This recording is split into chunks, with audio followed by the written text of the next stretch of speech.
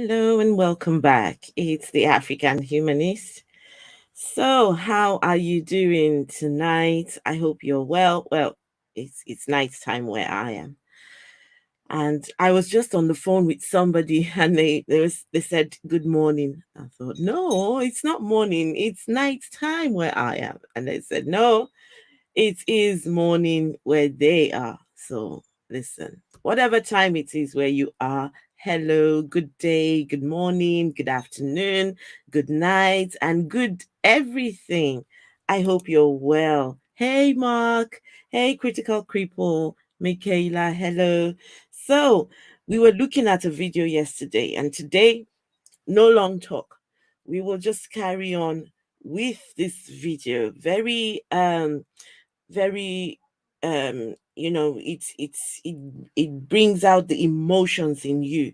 If you love women, if you love, you don't even have to be a lover of women. If you love humanity, I don't know what person delights in the putting down of women. I don't know who delights in seeing women being rubbished, especially after in a time when she has just had a baby. We heard yesterday the religions and how they treat women. So women are supposed to, after you've had a baby, in some religions, if you have a baby boy, you are unclean for 33 days. If you have a baby girl, you are unclean for 66 days. Then on top of that, every month you are unclean. Just, and then what does unclean mean? The rabbi was asked, what does unclean mean? And he said, it doesn't mean dirty. Excuse me, the opposite of unclean is, so when something is not clean, it is unclean. So when something is the opposite of unclean is, it is dirty. Dirty. So we had Michaela yesterday join me. And so today I'm going to carry just the same way I did it yesterday. I'll start the video. We'll start to watch it and see how we get on. Then I will add you guys. So Michaela, just hang on, give me about 10 minutes and you can join me or anybody else who wants to join. Because if you hate what religion does to women, and what just baffles me is, even when women have the right, the opportunity to choose and say no, the women say we want our chains. We like how our religion is treating us. At what point do people start? Well, the whole idea of all of this is for people to start to realize sometimes people don't know. People don't even know. They haven't got a clue what's going on. They just think it's my religion and that's it. My religion, they don't know what the other religions are talking about. They don't know, and then they say atheist. Why are you an atheist? These are the things that make us become atheists. When we see things like this in your religion, telling you that women are second class citizens, why would you want us to choose your religion? So, no. Now, let's carry on from where we stopped yesterday. I hope you guys are well. Michaela, Critical Cripple, Mark Caesar, I hope you're well. It was a wonderful show yesterday we had, and thank you all for getting involved somehow, some way. So just one second, let me share my screen here.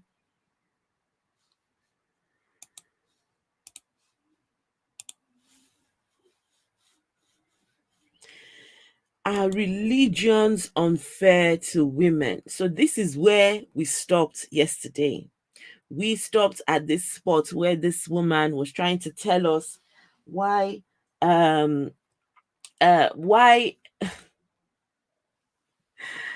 the Quran talks about sexual positions. So yes, let's carry on. We will listen to what she has to say.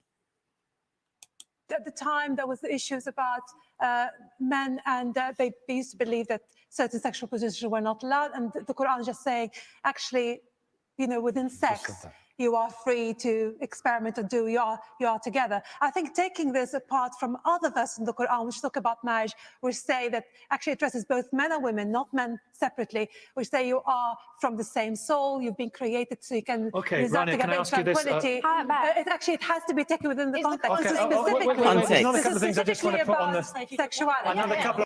Why do religions tell you to always context, context, context? They tell you you've got to look at it in the context. But she clearly said that the Quran tells you what's sexual about, you know, two people being married and your sexual positions. She said it. She's a Muslim woman. So your Quran tells you about your sexual positions in your book. What other context do you need? They tell you to look at context. Couple of things I just want to put on the agenda, then open it up. Because a lot of people, one second. A lot of people say that, a lot of Muslims argue that Islam is fairer to women than other religions. But then we have, and I have a devout Muslim friend who's campaigning on this vigorously at the moment. He thinks that men get a double share of inheritance. He says this needs to change. He says this is an absolute outrage. It was in context of the time. And there's the other thing as well, that you need 2 women witnesses to be equal to 1 man in case one of the women forgets. It's quite a patronizing surah. Okay, these might be certain rules, but can I go back? Guys, did you hear that? The man gets more in an inheritance. A man has 10 children, 5 boys, 5 girls. The boys will get more simply because they're boys. If they need a signature, they need 2 women instead of 1, in case one forgets. This is Islam now. Yesterday, we had a little feel of Judaism and Christianity. So now, Islam. Guys, we did get sidetracked with the sexual positions. That was interesting. Right.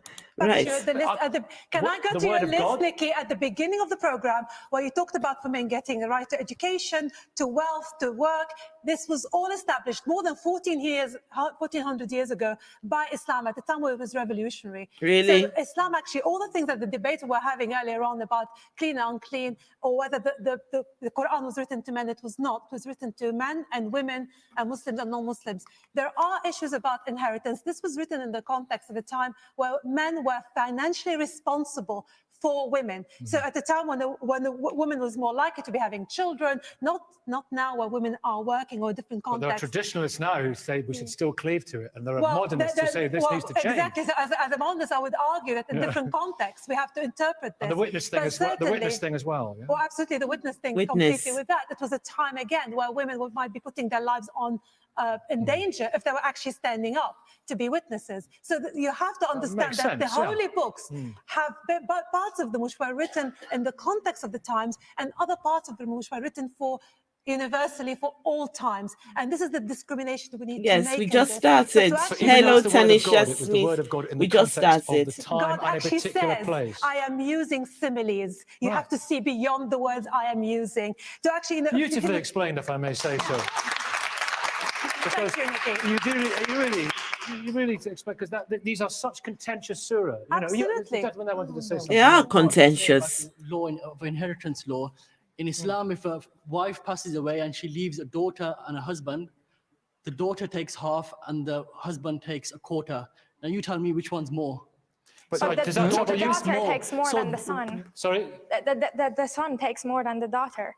So in this circumstance, the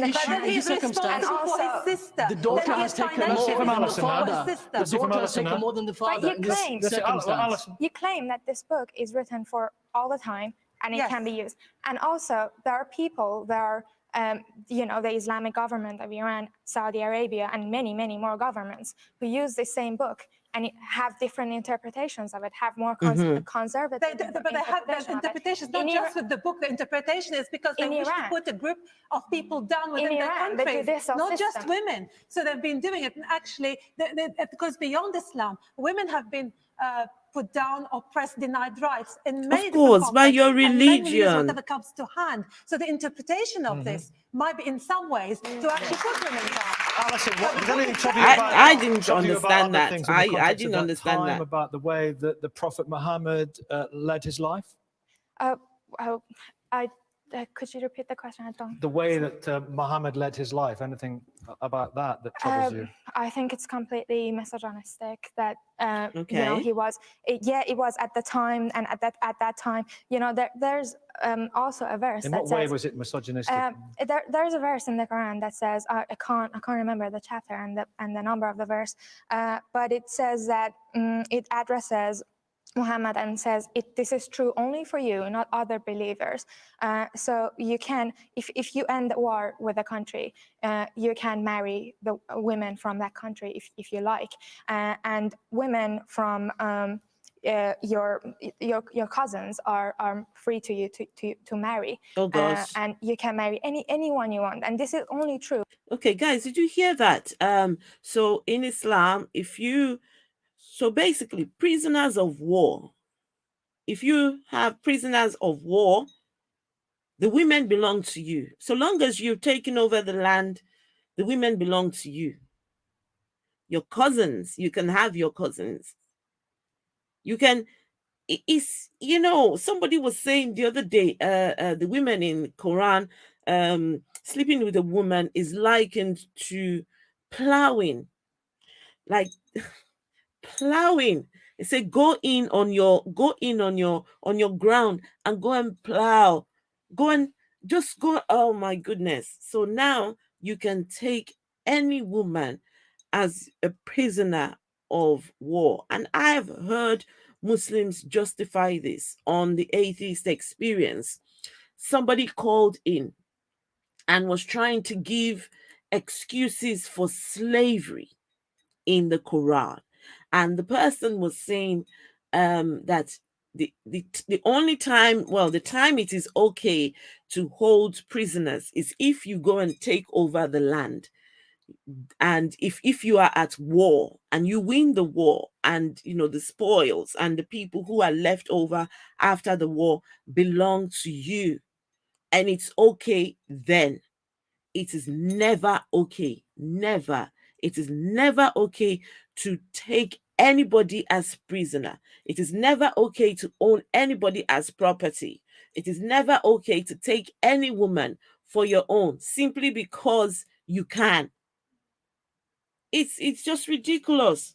Pretty much the same in the Bible, Mark Caesar. Absolutely. If you try to change anything in the Bible or Quran, you will encounter a whole lot of pushback and even violence. You're absolutely right, Mark.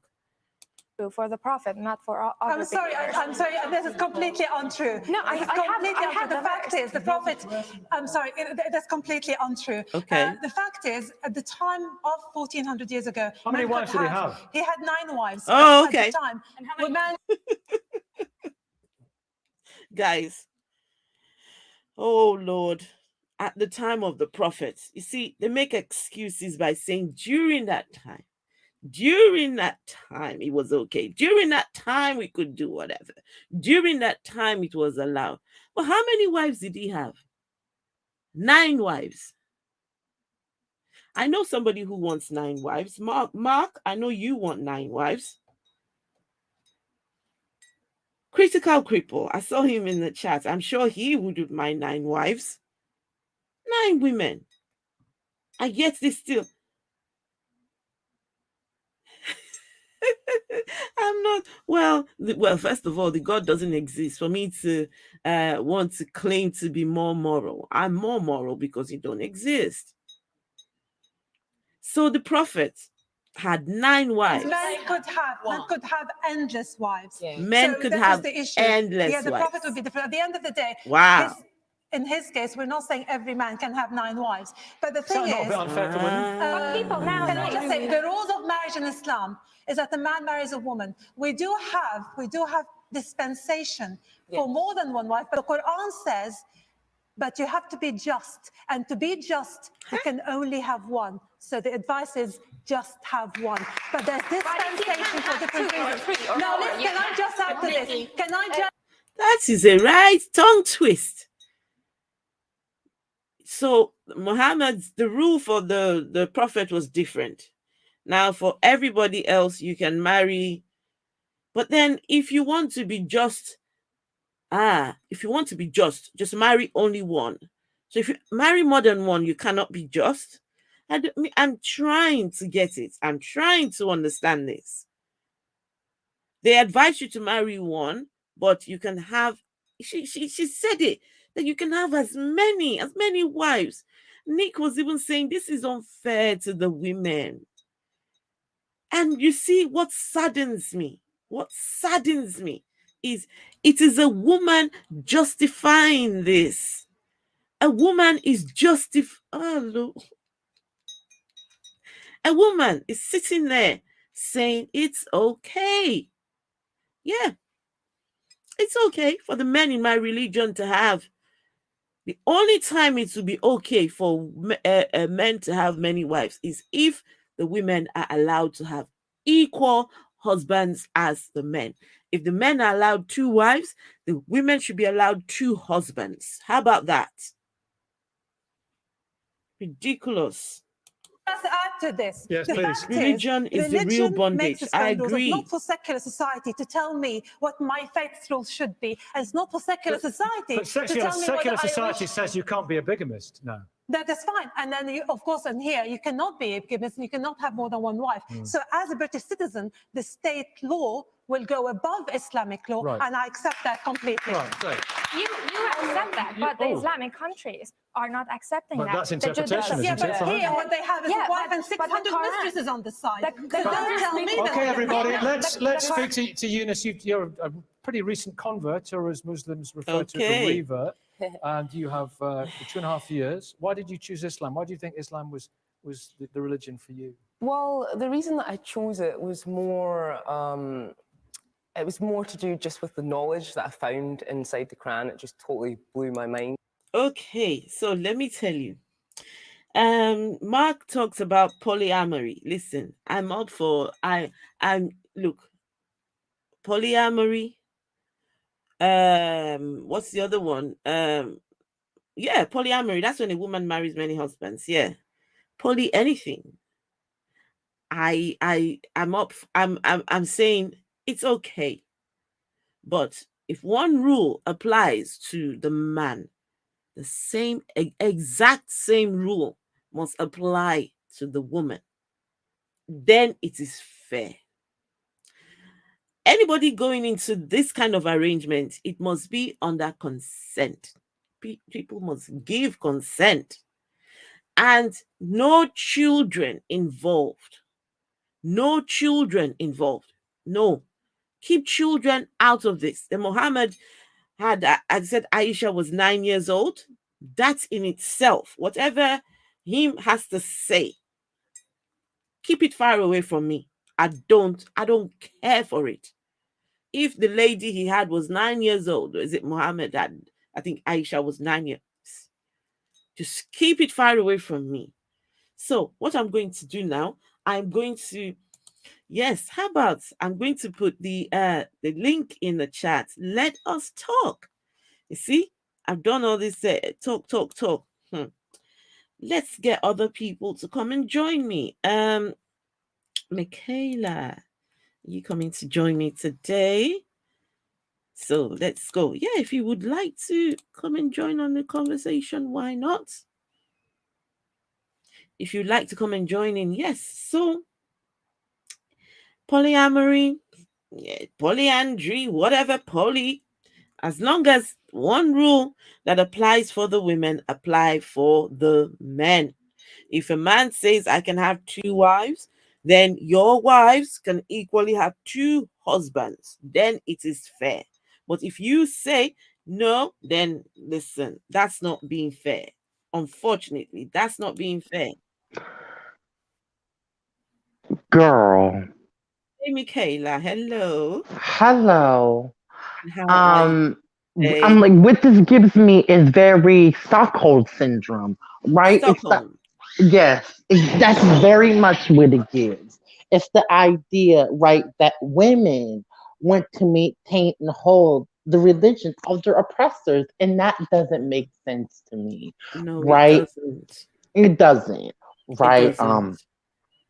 I'm like, we have a woman I'm like, on the show who's terrified, so terrified and concerned for her safety and her family's Hmm. safety that she literally came into disguise In because of the disguise. laws and the religion that her country promotes. And people do Yes. not think there is a problem. Mm-hmm. Mm-hmm. Religion has caused so much divisiveness, so much Yes. bigotry, I'm like so much things around the globe that women and people are scared for their lives. Mm-hmm. And and so scared that they cannot even talk against it, right? I'm like, even atheism in a lot of places is punishable by death. Well, well. Mm-mm. Do you know, Michaela? There are places that me and you cannot. What we're doing now, we cannot do this. There's some countries in the world where me and you cannot dare do what we're doing now. Right. And there are places where me and I cannot even go to, and this is because of the religion as well. Being an LGBTQ person, I have to be conscious of where I travel to because Of my course, life could be in jeopardy. I can People think imagine that that. this is I a can. game. Mm-mm, mm-mm, mm-mm, mm-mm. Misogyny, homophobia, transphobia are global issues that religion has caused. And the only way, Mm, and this is why I'm so anti theist, right? And this is the reason why I'm for abolishing it. Because the yes, longer we yes. allow these religions to control the world, the more issues are going to come out of it. People are being born every day. Mm-hmm. Women, young girls, young trans people, young queer children are being born into a world that hates them. And people do not see an issue with that. You know something, in my opinion, I think we need to start rewriting history. We need to the Bible. We need to start looking at those stories again. And I when the last time I read the story of Sodom and Gomorrah, I Right. I what I got from that story, I was highly annoyed. I was very angry. And I put the blame on everyone that, if that story is true, everyone that lost their lives in Sodom and Gomorrah need to hold that God that was responsible for their death has to be held Accountable. responsible, because Right. that God knew that the people in the land were bad. It was confirmed that these people were bad. So God had a problem with these people to start with. And what does he do? He sends his two angels to walk through the city to Lot's house. Why not keep your angels? Why not send your message some other way? But you knew that if your angels walk through this city, the men, and the scripture says all the men, all, both old and young, and I don't believe that. No, Michaela, can I'm you like, but imagine? let's also be clear. There's something that was also said on this live stream that also caught my eye. Right, there was a woman on there that said yesterday that in biblical times they didn't distinguish man and woman as gender. They saw women, right, as deviant men, which is why the I'm like the I'm like that women are considered to be unclean during certain Mm, times of the month. And also, that's no, you know what? It's saddening. not a bad word. We're going to say it. Menstruation. It's not a Mm-hmm. bad word. Okay, let's normalize saying these words, Mm. menstruation, Yes. right? Let's normalize that, right? Because they're not bad words. It's a perfectly Mhm. natural thing, right? So we should It is normalize saying it. absolutely natural. Menstruation. Like menstruation, and during birth, which is ironic to me because if they did not distinguish between the two, then by that same logic, these men were in same-sex relationships while claiming that homosexuality is an abomination. Hmm. Listen, let me read this comment by Isaiah. Isaiah Wilson says, "I'm personally not in agreement. I would like to have as many women that I can pay for. I've Pay been with for. multiple I've been with multiple females at once. The problem is that religion is very oppressive and turns a blind Oh eye my God. to I'm like, it reeks of abuse." misogyny. First of all, he So, thinks he could pay for Isaiah, women. what are you not in agreement with? The women that you've been with, are you okay for them to be with other people? Is that okay? And I'm like, and paying for sex. paying for I mean, sex. if someone's giving a service and you're paying fairly I for their mean, service, why not? I Why mean, I not? don't see nothing wrong with Why that. not? But Miss Esther, I'm like, I also want to bring this full home, right? I'll Because clarify oftentimes, that. right? Hold on, let me clarify it because let me say I noticed a lot of things I've noticed with a lot of men, right? They will say stuff like that, right? And I'm like, and they will sexualize women's bodies, right? And they will be, I'm like, and they're okay with their women being with other women, oftentimes, i.e., sexualizing queer women's sexualities, right? But the moment they are with another man, I'm like, it's an issue. And that is inherently misogynistic for me. And I will Mhm. tell you why it is because I'm like, it's seeing women's sexuality so less than, right? That I'm like, you don't need to see another woman being with your girl as a threat, right? And Right. a lot of men think that queer women in particular, right, that their sexualities aren't even real, right? That it only takes Mm. that one dick to turn them out, right? So I'm like, so the way they view queer women's sexuality is inherently rooted in homophobia and I'm like Mhm. in misogyny, and we don't talk Right. enough about that.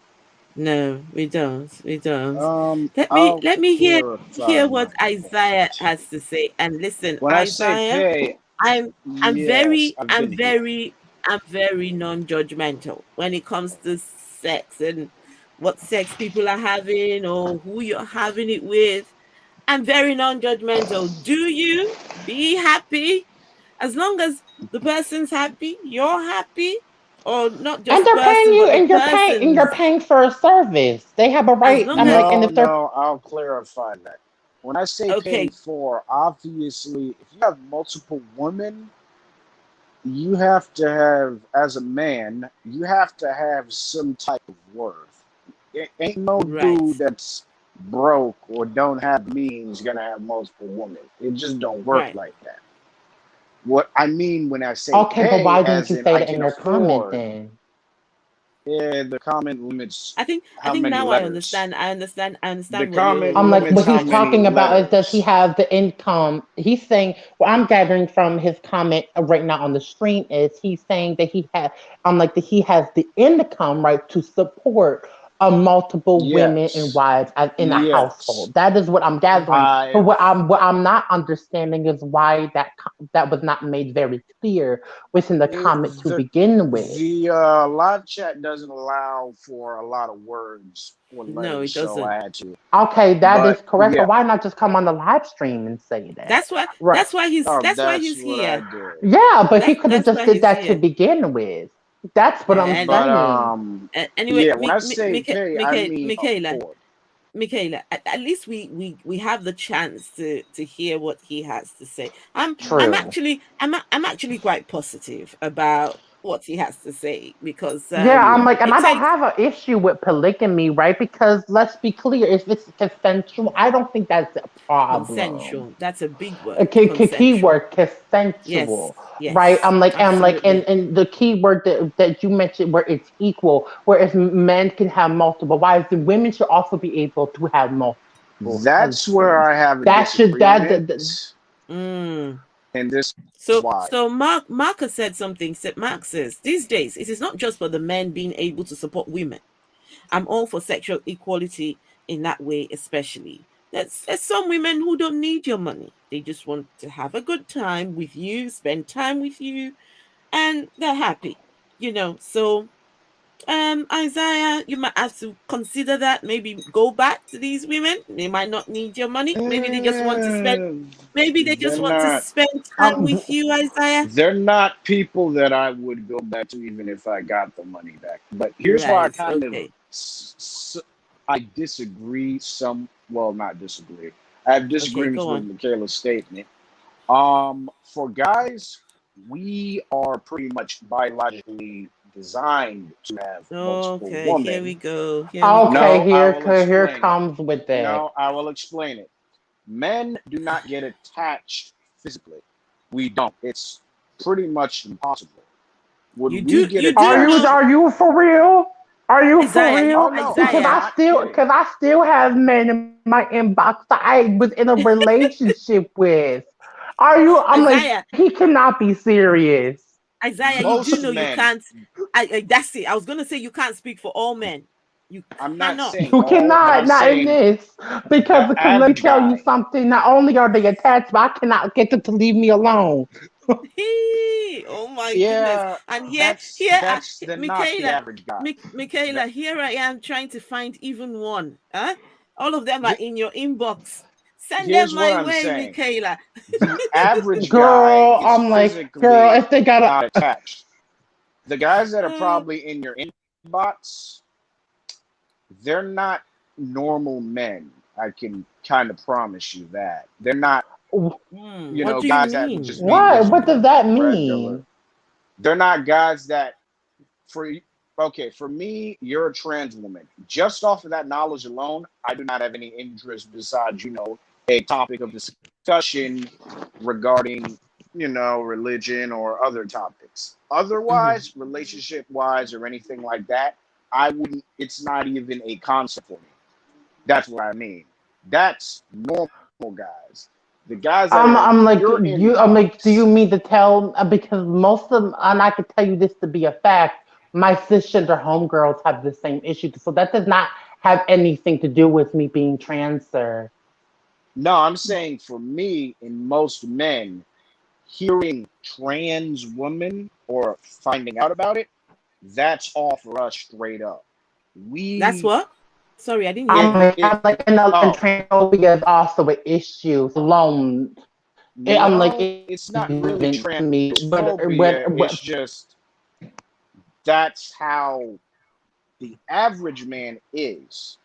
For us, Average. the And Hmm. the average guy average saying man was raised in a heterosexual. misogynistic, transphobic, No, transphobic it's society. So evolution. let's also Heterosexual. Evolution. But Isaiah, when you say normal and what's not normal, what's normal to you might not be normal to somebody Heterosexual else. men that only want, heterosexual woman, as in sexual female, born orientation has nothing to female. do with gender identity, I'm sir. not, So those are two well, different no, no. things. Here's what I'm getting at the Okay, generalization, not, let's let specifics. him. I'm saying specific generalizations. That's what I'm going off of, not, specifics, which I will admit are real, but I'm going off generalization. The average But man you goes can't off of generalization. generalize in this I think situation. Isaiah, speak for yourself. Like, just speak about I'm speaking yourself, for your myself. preference. There you go. My preference is born female and stays female. That's how I see it. The reason I have an issue with females having multiple guys is because, for one, Where's Michaela? Michaela, don't go. Come on. what happened? Yeah, for one, as the average men, I can tell you, when it comes to physical attraction, the average man that is average, as in generally, he won't really get attached to the sex. That's what I'm trying to say. So for us, for the average guy, or just men, most men, and I can't say most men, we're not going to get attached to the physical feeling. We're going to get attached to, Sexual feelings. not sexual, what can be done for us. What can she do? Right. Can she cook? Can she clean? Can she be a wife? Is she a good person? Can she support me when I'm feeling down? Stuff like that. For Okay, men, so no, it's Isaiah, not. Yes. Isaiah, I don't want Michaela to get offended. As much as I want to hear your voice and hear what your preferences are, I am very much in support of people, the trans people. I am 100% in support. I understand that it's not something that it's not a choice, and so I Oh, think I I think would those agree. words, I think those words saying you a man wanting a woman, born woman stays a woman, that was a bit too much, I Oh, well, think. that's my preference. That's me. I don't have a problem with people who are But not then, born that but way, but but but then, for but me, then, but then, what you want is not. It's not general. People are different, and people choose different. So you can't say well, I most was heterosexual men or most men, because people, there are nuances. And true. I would love to live in a time where you love people for who they are, not for their physical characteristics, what they've got down below, what sex, what gender they are. I would love to live in such a society where we love people for who they are. You meet somebody, you fall in love with the person, and irrespective of how they come across, you can love them no matter what.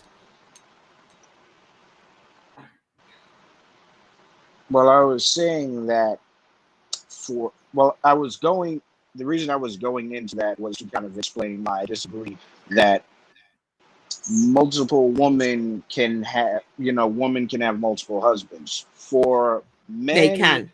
They can. I'm not saying that they can't, but I'm saying the reasoning is different in my perspective. This is why I disagree with it. Men, we're not really going to get attached to the physical feeling, or with some men, emotional feelings.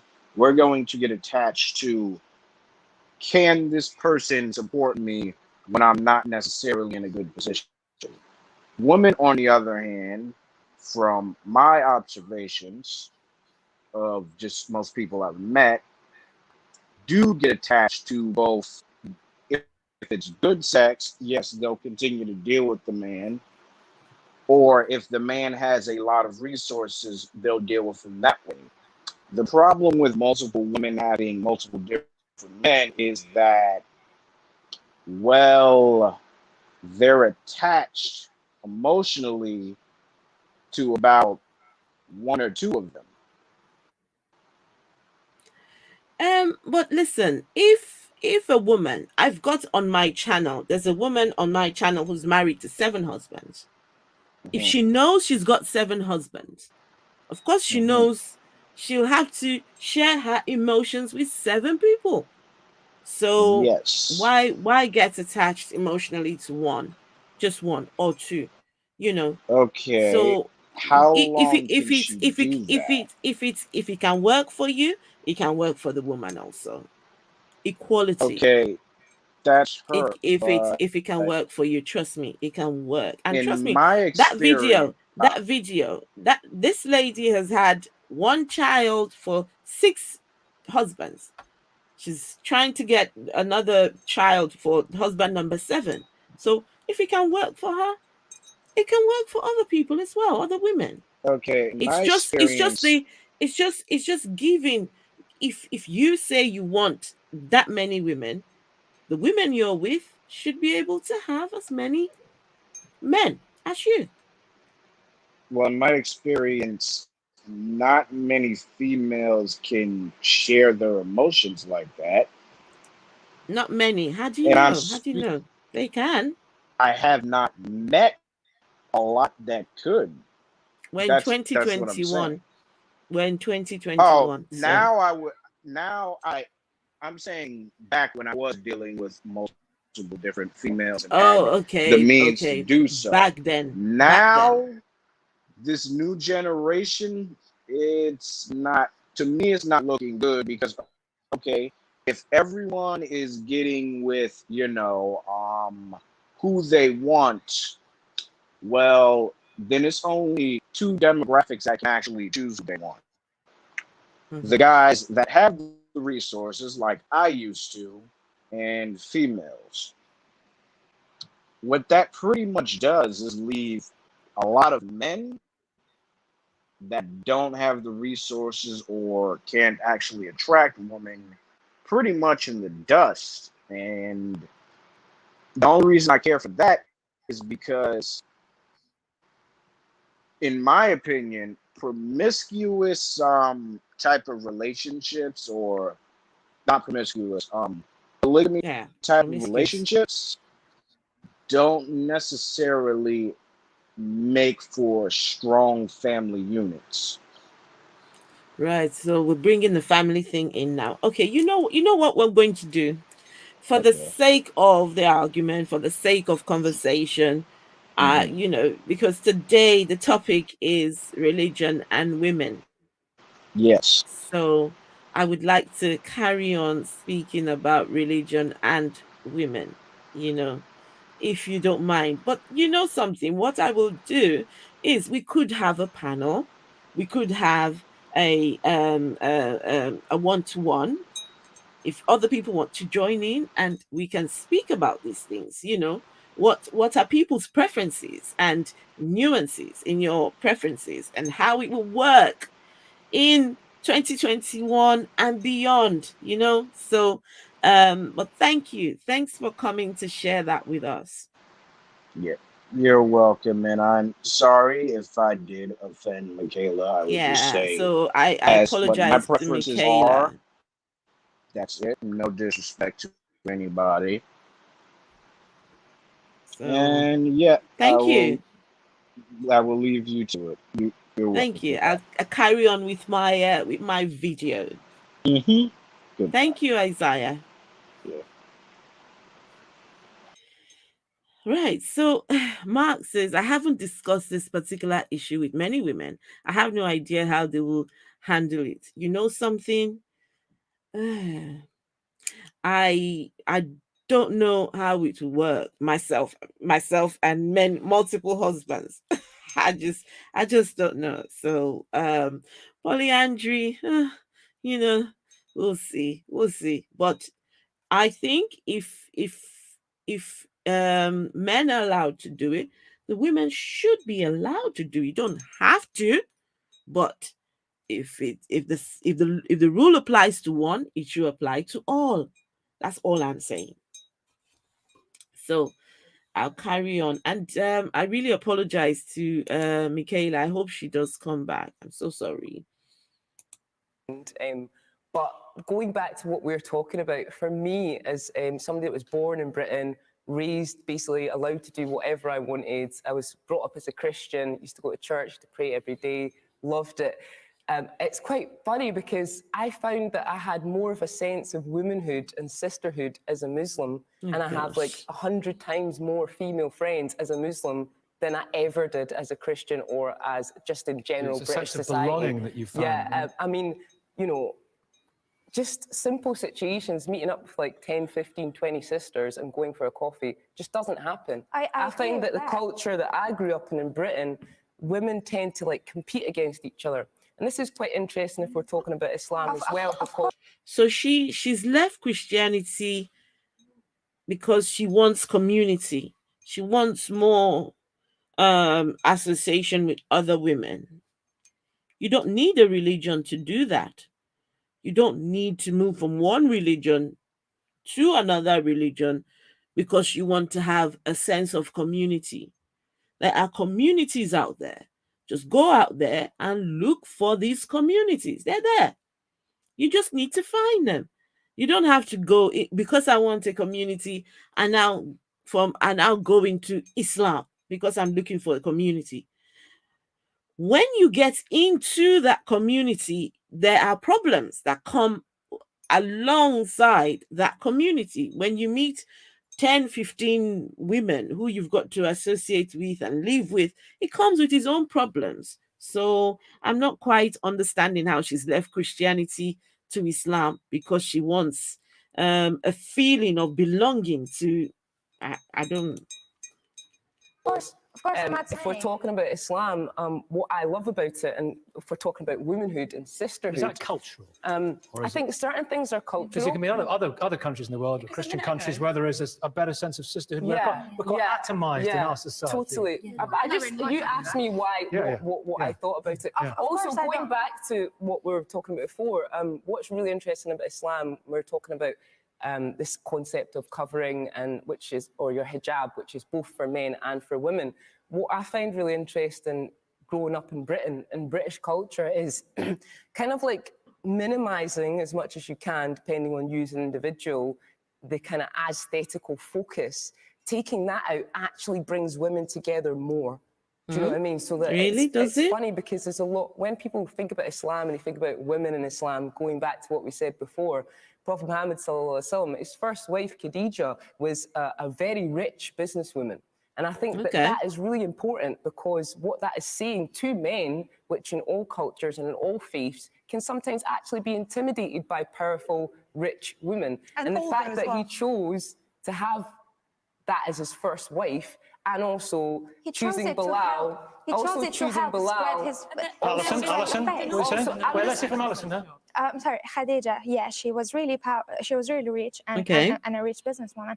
But part of the marriage was that he could use her money, and she was fine with it. I'm not saying she was against it. He could use her money to spread the word. And also, I'm not saying Islam is all bad. Choosing Bilal then to recite the prayer call and what that did for slavery. I think you're missing the point. Like, hello, Blue. Hi. Like, what you're basically saying is that he almost chose Khadija only. Oh, Theo, I hadn't said hello to you, Theo. No, so but that was part of the reason. What I'm trying to say that is in our culture, there can be this kind of like thing where if you're a woman and you're really strong and you've got this major job, maybe you're prime minister, points that we made earlier in the conversation, certain people, certain men might not like their wife to be in that situation. And what I'm saying about Islam is the fact that he's done that, you know, it does send a very powerful message. To women. Are you genuinely suggesting, Eunice, that men from Islamic men and men from Islamic countries are more tolerant of women in high-powered jobs? Because I think if you look around the world, I didn't say the difference between Saudi Arabia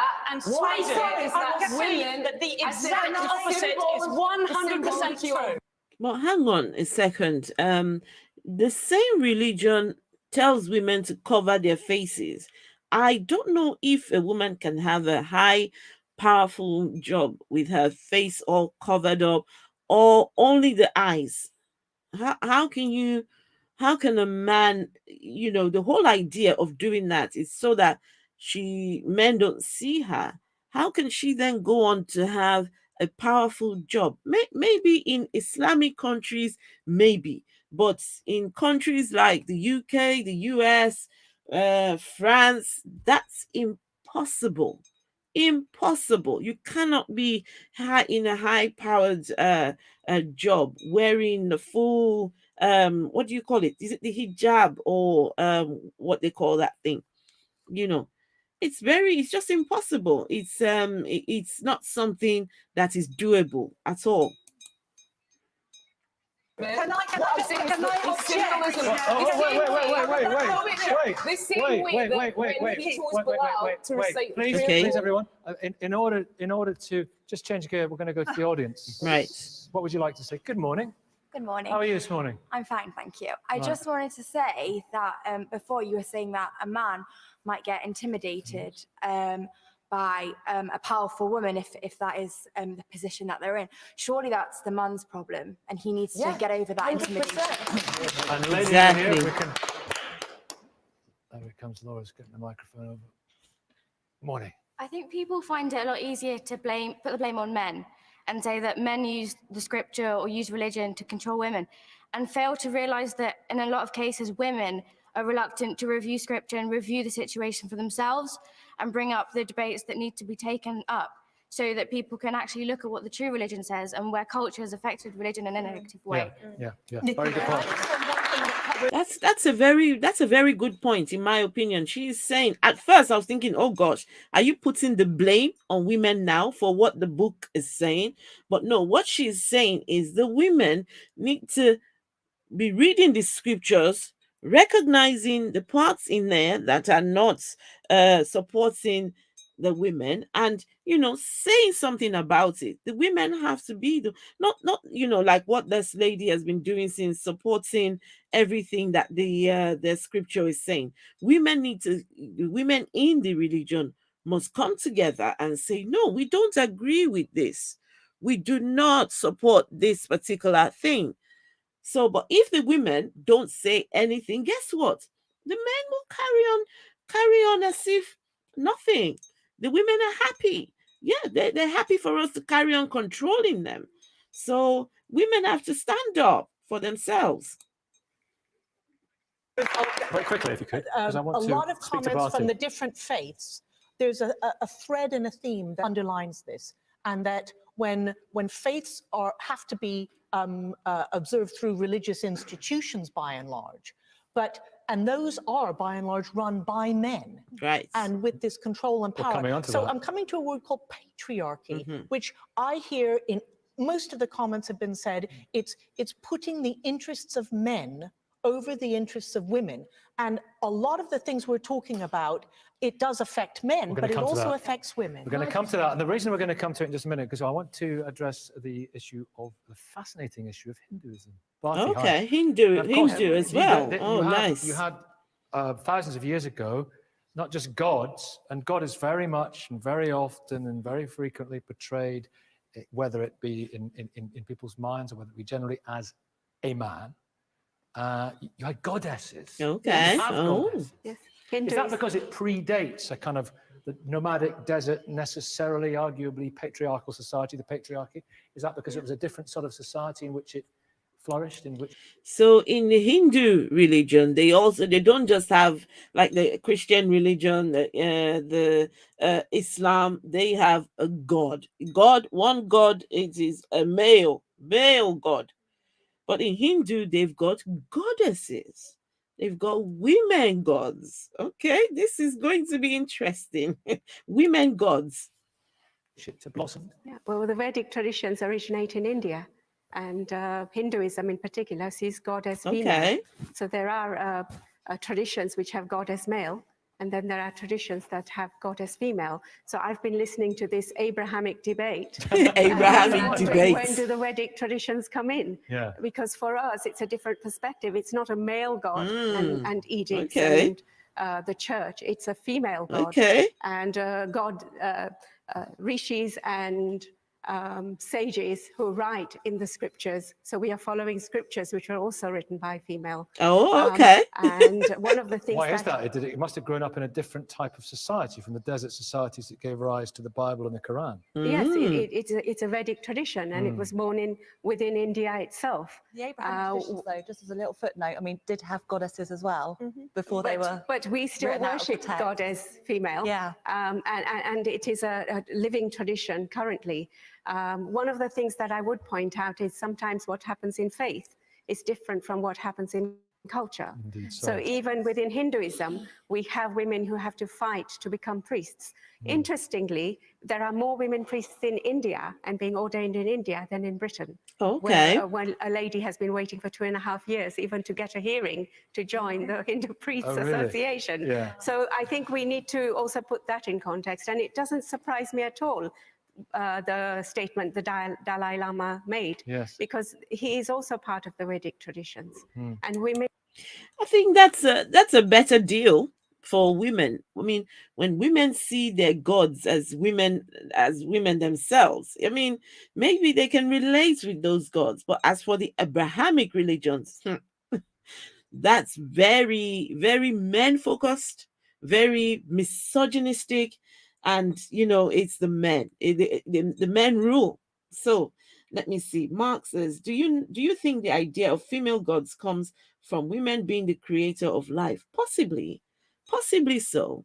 It's possible that that's the whole idea. I've actually heard people say God is a woman. Well, I don't know. Just if it works for them, thinking that God is a woman, maybe. But me, it just doesn't work for me. I don't do God. I don't do all that at all. women are more accepted. Women have that opportunity. I myself work at national and international levels in fields where traditionally perhaps only men would sit. So I sit on the European Council of Religious Leaders. Seen as more equal, not just seen as a sort of a vessel to have So children. women are seen as equals. So that's good. Oh, am I winding you up, Sarah? Oh, just a bit. You'll let me speak after this lovely lady. Yeah. Have you finished? But it's true. She wants to say something. Yes, please. Thank you very much, Barty.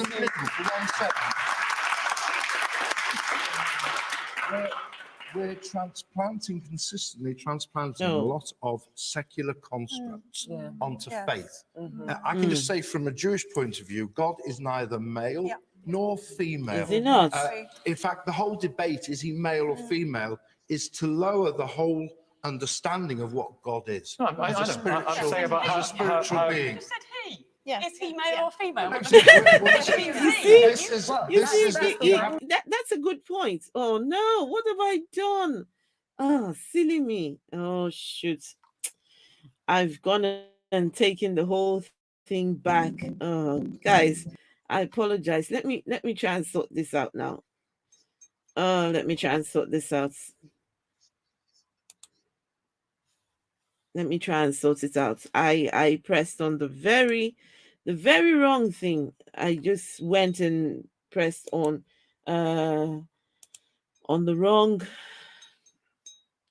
video. Here we go. Let's see. Where are we now? That's it here. Sorry about this.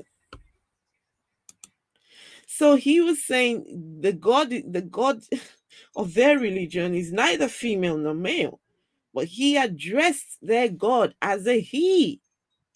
You can't escape Abrahamic gods. Oh, hey Dean, I didn't see you there. I apologize. I didn't see you, honestly. How are you doing? I'm good, and thanks for joining. Just 1 second. Let me try and sort it out. How are your guests yesterday? Oh my goodness, I was so hungover this morning. Were you?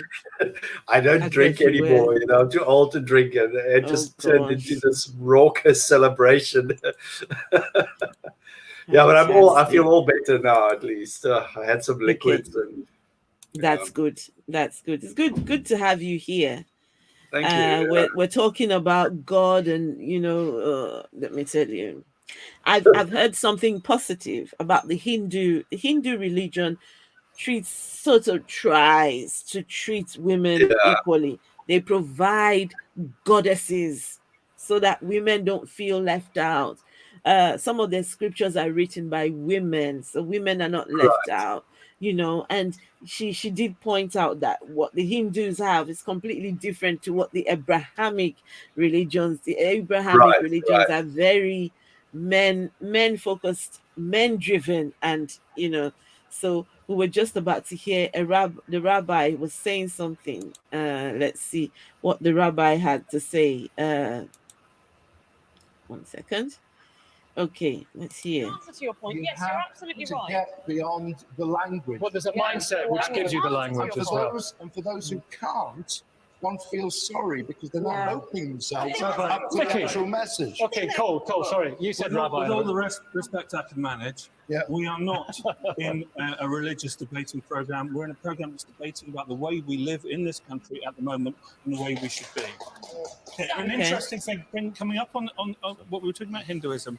One of the really fascinating things that's happening in Britain at the moment, as the institutional influence of Christianity has faded, is that neo-paganism and neo-paganist ideas are informing more and more of the mainstream. And one of the reasons, you go to people and ask, why are you interested in this, on whatever level, they always consistently say, because this is a kind of understanding of spirituality that has a goddess and a male and female spirit, and it reacts, it deals with God in the way that Hinduism does. I'm really intrigued for that, and Sarah, I will come to you, but I'm really intrigued because Francesca just said as a footnote when I was speaking to you, Barthy, I could hear it behind, I think the camera picked you up, saying, in the Abrahamic tradition, there used to be goddesses, but they've been kind of airbrushed out. We're back to the cut and paste. Oh, cut and paste really? Does that happen? Essentially, yes. I mean, the ancient wow. Israelite society from which the biblical traditions of the Old Testament Hebrew Bible, Tanakh, have emerged, and then from, again, which New Testament traditions have emerged, and then some Quran traditions.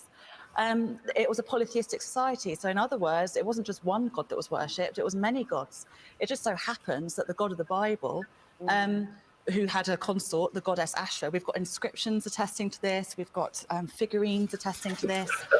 Various neighbouring cultures have similar sorts of texts and traditions about this goddess. She, as monotheism becomes preferable to certain biblical writers over and against polytheism, so she's basically divorced. Oh gosh, they just cancel. They just cancel the female god.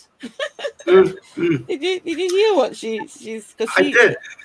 But you know what's very striking is that there seems to be this resurgence of that whole pagan culture where you have goddesses and everything.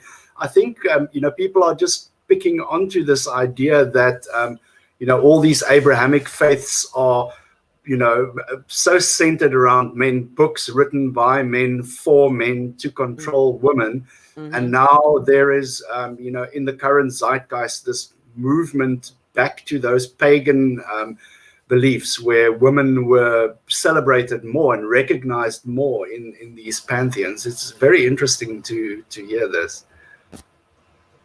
It is interesting, and that goes to show that these religions are man-made. They are man-made because if you could. Because that lady, she's a Bible scholar. That's I love that Francesca stuff. Francesca. I can't say that. Don't bother saying her surname. Don't bother. Don't bother saying her surname at all because it's a tongue twister. But it goes to show that in the history of these religions, women were somehow involved, women goddesses and women, but somehow as the years have gone by, as they've chosen, she was talking about monotheistic, and before the religions were polytheistic, but now they're monopoly. You know what I'm trying to say, but it looks like because they've, over time, they've sort of, removed the women out of it. And it's unfair. It is. I think the original religions were more focused on nature, and when people looked at nature, they inherently saw the creative act as having a feminine energy. I mean, if you look at a lot of the African traditions as well, like the creative energy in those religions have always been associated with a female energy. There's so many female goddesses in the African tradition where this idea of men and, this whole masculine dominance, I won't say it's exclusively a Western import, but I think the Judeo-Christian influence has really poisoned that whole concept. I mean, like, you look at all those ancient fertility statues. They were these voluptuous, curved goddesses and figurines of, celebrating, femininity and that creative act. It's tragic how something that is, so beautiful and so expressive gets hijacked by this toxic masculinity that's, and it all comes from control. They want to control. Yeah. They are afraid of the power that women have. That So women they have. need to control and suppress it, and this is the easiest way to do it. And it goes to show that they've got an agenda. They're trying to make people think women look at the men more highly. The man is the head. You've got to treat him with respect. If you're not treating him with respect, everything, just blame the woman. And then the man can have many. He can have multiple women. He can have as many as he wants. The Quran talks about plowing. Just go and plow. go and just plow your women. It's crazy. For me, the saddest thing is to see a hijabi woman sitting in a crowd with men saying how Islam is, treating women with so much dignity and respect. In the meanwhile, she's sitting there protecting herself and her image because she's been taught her whole life that men are these lustful savages that are just going to, like you say, grab and plow them. And just plow. Oh, well, it's poison. It is poison. It is poison. Christianity, as you know, there's a strong tradition of women celebrating their relationship with God and celebrating the female side of God as well. Yes. Now, let's not pretend that doesn't exist in Christianity. It's a very powerful part. But also, But what about the institutions? Unity. We must, in the last few minutes available to us, get onto the institutions. And Sarah, I'll allow you to kick off this because I did promise to come to you a couple of moments ago. Look at the papal conclave, all those old men. All those wonderful old men. Wonderful old They men. were very inspiring, I thought. Oh, I do think there's something that has to be said. Why were they inspiring? Wouldn't it be great to have a few women in there? Well, we do need to think about two things here. What is priesthood and what is the role of men and women working together? And we often conflate priesthood with leadership, and it's not necessarily the same thing. Sat in the House of Lords making decisions about what happens to my life. If we're not going to have these priests being given positions of authority, great. If these priests are just running their little church, I'm but they're not Catholic, are they? So, but can we just There's a lady here who's so desperate to come in. Unless I bring her in, I fear something dreadful is going to happen. I've come to hear from the Catholic Church, and I spoke to my priest before coming here, and I said to him, "This is the debate, and the issue is, are women treated unequally in religions?" And his phrase was, "In the church, women run the church, apart from at the top." Oh gosh! And it's women run the church apart from at the top, and it is. Dean, if women run the church, but apart from the top, do women run the church? Nah, not a chance. No, I mean, like, how many? I mean, think in your history of going to any church. I never ever saw a woman in a position of power or management or authority or anything. It was exclusively men, old white men. Absolutely. Absolutely. And when I was in the Church of England, I remember them saying, because I was trying to, trying to go on the path of ministry. I was told that the leadership of the Church of England is too white men, middle age, older men, white, and and the church is actively trying to change the face of the leadership of the church. Right. So they want to bring in more people, women and ethnic minority groups into the leadership of the church. So they know that we it's all men dominated. But now they're trying to make some steps. But do you think those steps will be good enough? Yeah. But you see, the thing is, whenever I see that there is a movement of change in any organization or group of people, I always look for the motive. You know what I'm saying? Like, why do they want to change all of a sudden now? Is it because they really see something wrong systemically, or is it just because there's pressure coming from public opinion? You know, and when it comes to the church, they will stay that way if they could forever, you know. But the fact is that there is pressure on them from the public opinion. You know, people are going like, "Hey, wait a minute! You know, like, why am I not seeing diversity? Why am I not seeing different, opinions and views on this?" It's crazy. So I don't think they're doing it with the best of intentions. It's only as a reaction. Hey, Michaela. Thank you for coming back. Hey. Thank you for coming back. Oh, I just had an appointment. Okay. Yes. So what I'm like, of course, I had an appointment, thank you. and like Thank you, and I'm still kind of like the transphobic comments that kind of that was being made, but that's neither here nor there. Yeah, that's for you. Which was kind of laced with Michaela, can you misogyny. see? Michaela, can you see? Well, I can never do that. You know the hard side.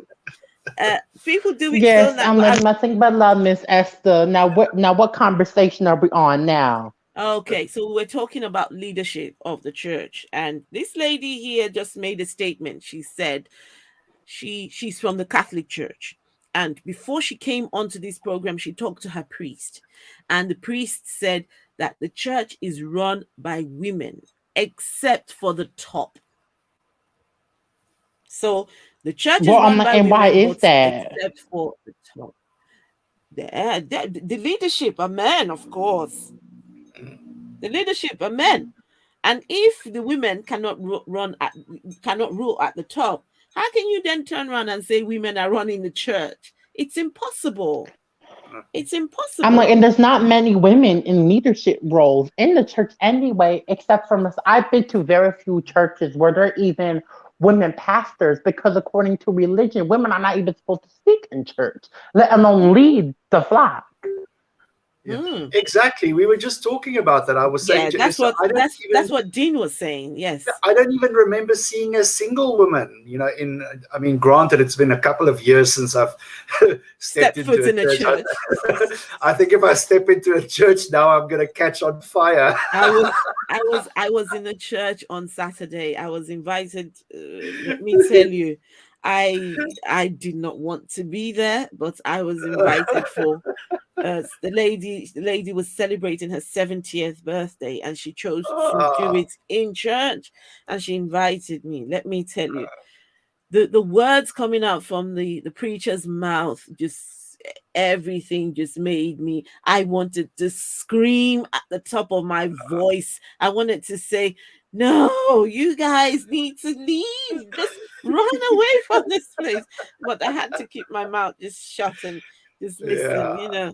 Oh, hey, Duva. Hello. Theo, let me read this comment. Theo says, I would also choose to wear a burqa if that's the only option to prevent every second guy making obnoxious comments. We have to respect that freedom as well.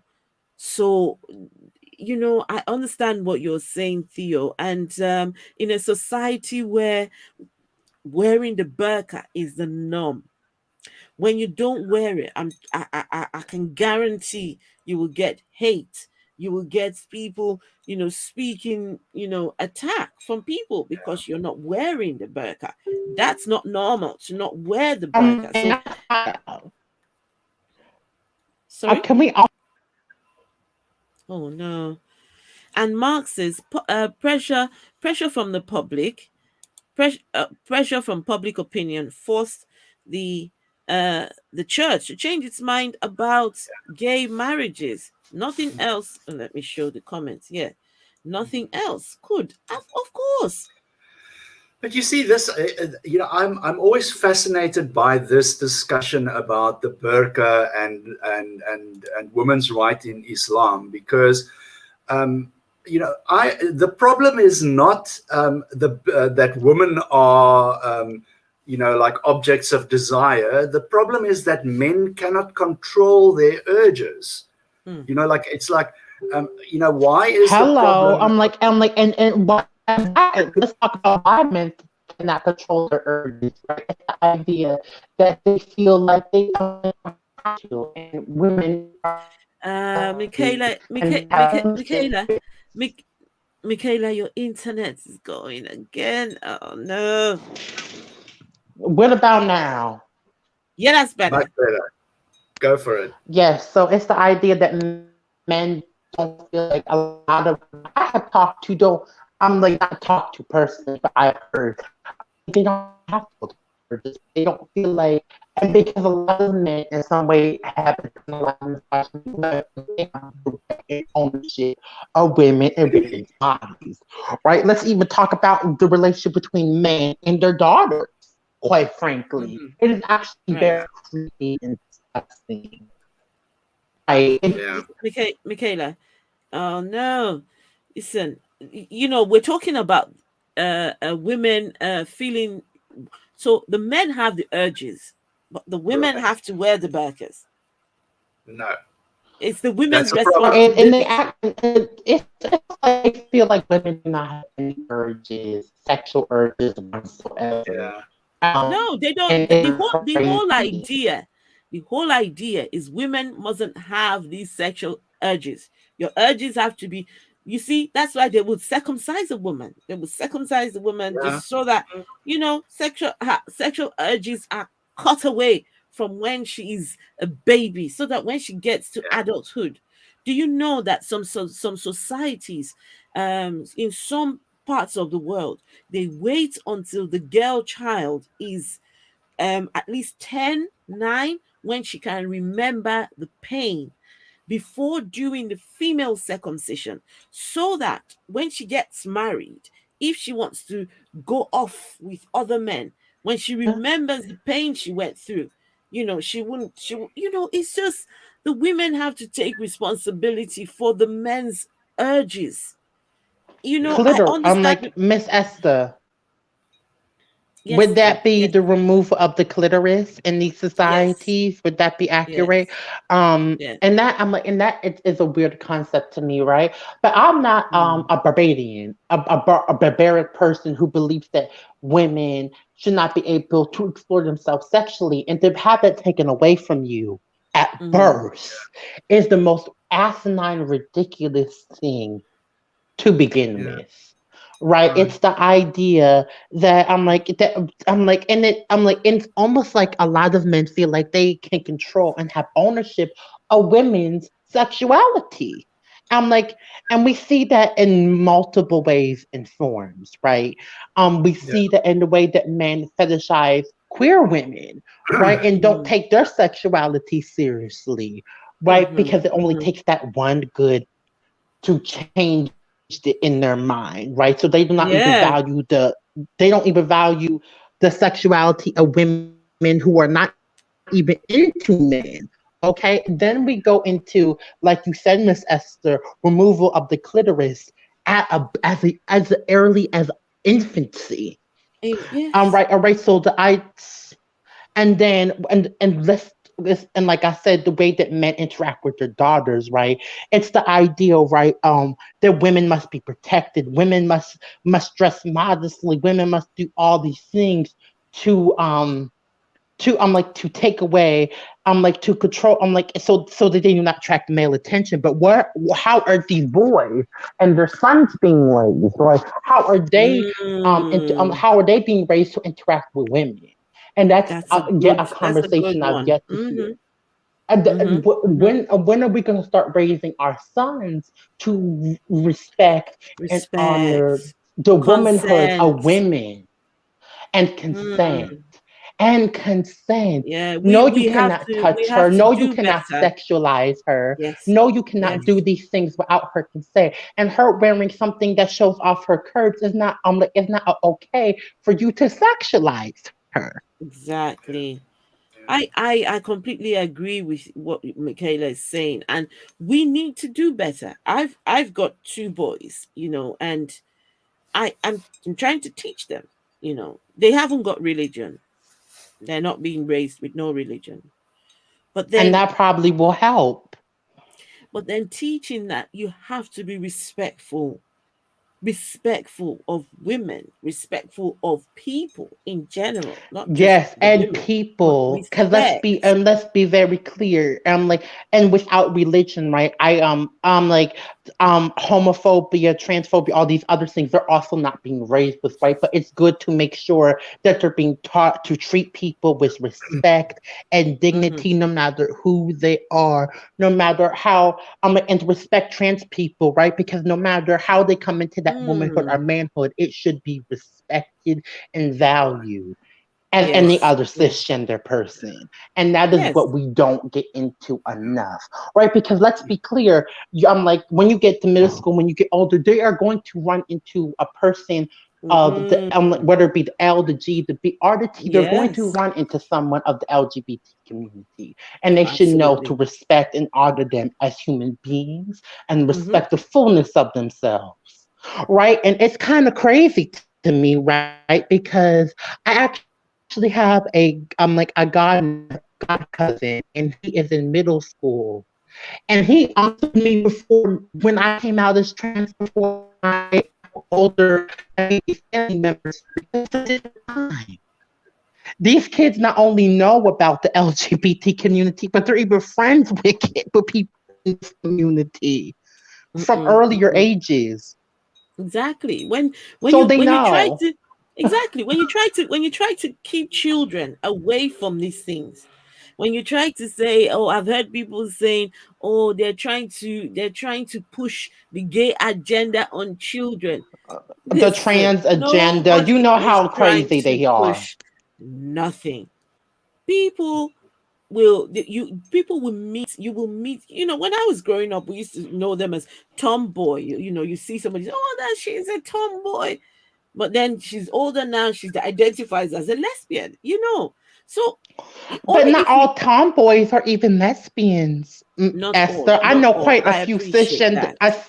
I'm like, and let's be very clear about that, because just because someone dresses a certain way or represents themselves in a certain manner does not necessarily indicate their sexual orientation or even their Thank gender you. identity. And that's an important conversation to have.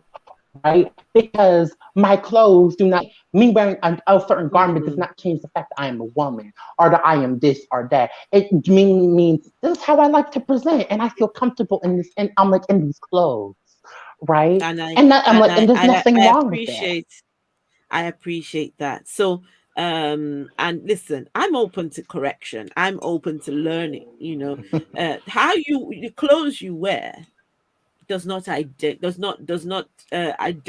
you, does not And I'm like, you can it wear. could, and and that's the thing, because I know a lot of cishet women who even are tomboys and all these things, and they like men, and they Yeah, identify as I hate women. I hate dresses, but I have to wear them. I hate skirts, but you have to wear them sometimes. Yes, I'm like, and you know what's crazy to me, Miss Esther, is that expect even women of trans experience to wear these garments all the time, No, but you even don't have get to. this, I'm actually more of a tomboy in my everyday life. I almost rarely wear makeup. I almost Oh, rarely wear any. You've seen my pictures on Instagram. yes, I'm very yes, much I have. not that type of woman. Gorgeous. I'm not that type of woman. I'm like, I like to wear it sometimes, but I'm not wearing it all the time. On time, Right. And I'm right. like, I like to get my hair done and my nails done. But I'm dressed down 9 times out of 10. Oh, nice. I mean, that's when you're at home in the comfort of you dress. However, listen. You know what? Hell, if I had it, I would be wearing nothing more than panties, but we can't do that in society. Listen, let's carry on with this video. It's nearly done, so that we can be done. Because institutionally, as a leadership consultant, I know that institutionally, in terms of leadership, we will never have a pope as a leader or a priest as a woman. We would never have. However, but I do know, if you look at think about Mother Teresa and the kind of influence that Mother Teresa has had over the world. Not Mother Teresa. So it is paradoxical. It is paradoxical. That's what I'm saying. You said Mother Teresa, and then you said incredibly damaging. Well, you said it's not Mother Teresa we're talking about, but Mother Teresa, if you've read any of the books about Wait, refused treatment to people who needed medical treatment, and went out of her way to make people's lives worse because she thought that suffering brought people closer to God. She was a terrible woman, and the Catholic Church should be absolutely ashamed of her legacy. Oh my goodness. Hello. You know, what I've always known about Mother Teresa and all of that, you know, thinking she's this all pious and good woman. Only recently I've been looking into what she was all about, and no, some of it is not good at all. Mother Teresa was not the saint that people think she is, first of all. No.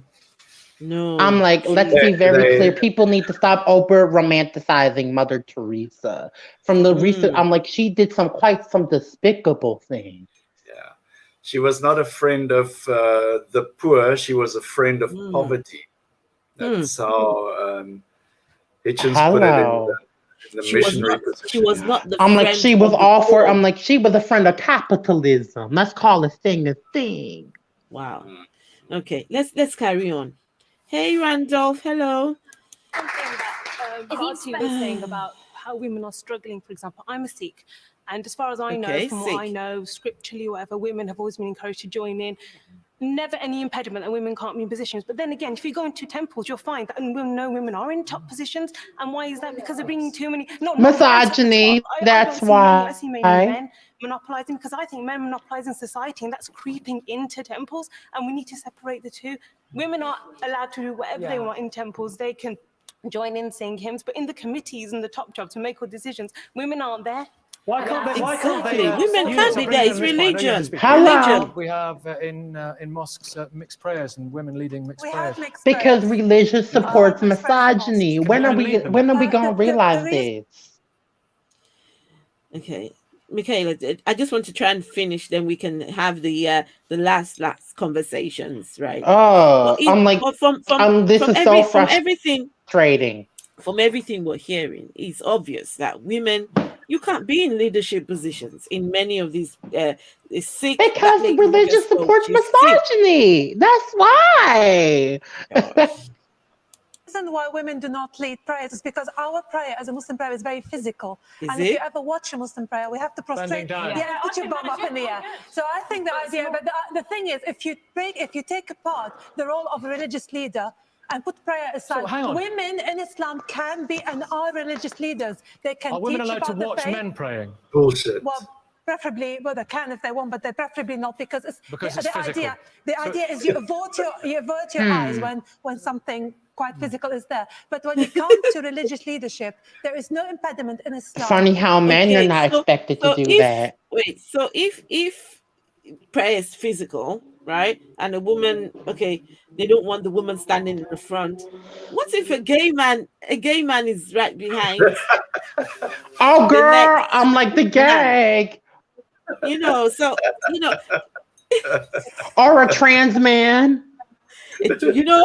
So what you want? What about a trans man? The man's bottom is just staring at you right there while you're praying. I wonder how, I'm like, so once again, women are responsible for men not being able to control their urges, and women are responsible for where men's eyes go towards. That's what it sounds like to me. Yeah. Exactly. What I want to find out is, in the mosque, would a transgender man, in which section would they have to go to pray? And a transgender woman, in which section of the mosque would they put them? You know, because that would be a bit of a... That is a good question. Because if that is a good question. I think, well, they would have to know to start with. You know, they'd have to know. If they don't know, then, you know, you just assume position. Just assume. If you're a trans man, just go be with the man. If you're a trans woman, just go be with the women. You know, let's carry on. For women to be religious leaders. And the Prophet said, take 2/3 of your faith, from Aisha, who was 18 at the time. And women can be religious leaders and are religious. Well, if they're not religious leaders, because men, maybe because I promise to come back to Eunice. Eunice, wait, Eunice. I promise to come back. Because, you know, it's getting quite lively. I just like to say, personally, my experience of Islam is completely, I don't know, I think... Sorry, guys. I was going to add, oh, Michaela, what happened to you? Hey, Randolph. Hey. Girl, I'm like, my internet was acting funny. Hey, Randall, and I wanted to ask, just go to the section that best fits you physically. Like me, I'm trans, quite frankly. So, can you hear me? Some audio problem. I know it's a bit. Can you hear me now? Yes. Okay, 9 times out of 10, they're not going to know the fact that I'm transgender, so I'm going with the women. Yeah, actually, that's end of discussion. I was thinking, the mosque, it's none of their business if exactly. If anything, it's like if you transition. I've been used. You transition to a man, you go to I'm going. Yeah. It's really that simple. That's literally, I've been in transition for almost 2 years. Okay, yeah. I'm like, there's nothing about me that reads male. So right. Yeah, but there's that. That's and Miss Esther has seen my picture, so she will tell you. Oh yeah, this is the thing. Ask Miss Esther's been on my Instagram. It's none of Islam's business what people were before. It's the whole point of transitioning is to become what you honestly feel you are. You know, that's the important thing. And how dare they get involved and tell you that you can't honestly be who you are. Exactly. That's anti-freedom. But they will try, and that's the thing. They will try, because let's be clear, where there's misogyny, people need to realize that misogyny, transphobia, homophobia, I would say even racism, they're all sisters and cousins. Okay, oh, yeah. They function under the same system. Yeah, they're from a family called, and that's what people. They're from a family called bigotry. Yes, they function. Yes. Let me tell you, it's an extremely, and bigotry is an extremely dysfunctional family. It is, absolutely. While that was going on, I was just in my head, just imagining a gay man. I'm like, and society dysfunctional. So they talk about prayer being physical and not allowing the woman to be, but then what about the gay man? So, the gay man has a fun, he has a fun-filled time, staring at the butts of these men. Apparently. And let me tell you, I know a couple gay men in my life, and let me tell you, they would be having a good old time since it's so physical. My understanding is that regardless of sexual orientation, there are different interests for people. Some people find the whole body attractive. Some are more interested in the face. Some more interested in feet and other parts of the body. It's just a normal part of people. Right. So Let me correct my statement. I'm not saying all gay men. Now, I will never be with a feet person because my feet are not cute half the time. I'm not. So I'm never going to do that. Some people like your toes are curling over the sandals. You mean? Some people. I will never wear sandals unless I have a pedicure. Sorry, go ahead. I didn't mean to. I wasn't trying to be discriminatory there. Yeah, we know. Gay men go to the mosque to go stare at men's butts. No, I'm just saying. Well, obviously not. I was just being facetious.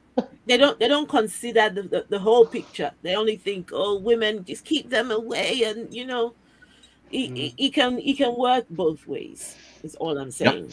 Yep. I'm like, and honey, only if they knew how many LGBTQ people were in mosques and in churches, they would gag. Okay. Let me carry on. This video is nearly done, so we can finish and There's a couple of different things going on here, and I think it's really important to differentiate between the different religions and to understand what different religions think and how they treat people. In my experience of Islam, nearly all the people I come into contact with, all the people that have taught me anything are female. Most of the events I go, 99.9% of the events and things that I attend are mixed. They're never like just women or just men. You're in a very, very privileged position. Yeah, because you're in the UK. Listen, please visit. In the UK. Listen to me. Try going to any Islamic country and see what your experience is. She's in the UK, so she can say that. So at time, There's children. a difference between culture, right, and what is written in the Quran. Now, if you see a certain practice, for example, people, maybe Muslim people or whatever it is, they don't want women to lead, that's fine. That's them. That's not the faith. Do you see what I'm saying? And that point was made earlier, and this is what I'm saying to you. You need to understand there are faith verses and study the different So faiths. because we see Islam run in a very different way in theocracies from here, and many people tell me this is a very good place to be a Muslim for lots of different reasons. Maybe the law needs to step in, and maybe the law needs to be exercised. Do you think the law needs to push the... I need to move it on with this point. Can I just say one more thing? Even in Africa, for example, where I come from, Nigeria, it's completely normal to have like a... Oh, you know that's a bunch of bullshit. They're the worst of them all. No, she is right. She's saying that it's not, you can have a church and a mosque in the same place. She's right in saying that it's possible. You can have. In Britain, However, so what you under a country that's oppressed under Islam, I don't like to call them. Relationship in Nigeria. I don't like to call them Islamic countries because I think that gives way too much credit to Islam. It's just a collection of ideas. I call it oppressed by Islam or ruled by Islam or oppressed, or occupied by Islam. Those are the kinds of phrasing that we should be more used to using, I think, because it drives the point home that this is an invasion that's happened. But under these regimes, these Islamic regimes, there are often rules that the mosque has to be the tallest building. All other religious institutions that do get to have the privileges, they call it, to be existing in those places and operating, can't be equal or higher than the mosques. They have to be shorter. Right. There's all kinds of ridiculous rules like that. It's really, really, it just reeks of insecurity. It does. Oh, let's carry on. The video is nearly done. So there's plenty of cross-cultural marriages here. But listen, Cole Morton, does the law need to nudge religions towards positions of equality? The law was defined for a very long time in this country by Christianity. Church, crown and state working together. That nexus is fading, is dismantling. Good. And what the law and the state needs to do is work out a way of mediating between the many different faiths and belief systems that we now have in this country. No. So Stop the law this, please. and the state need to find a way. Yeah.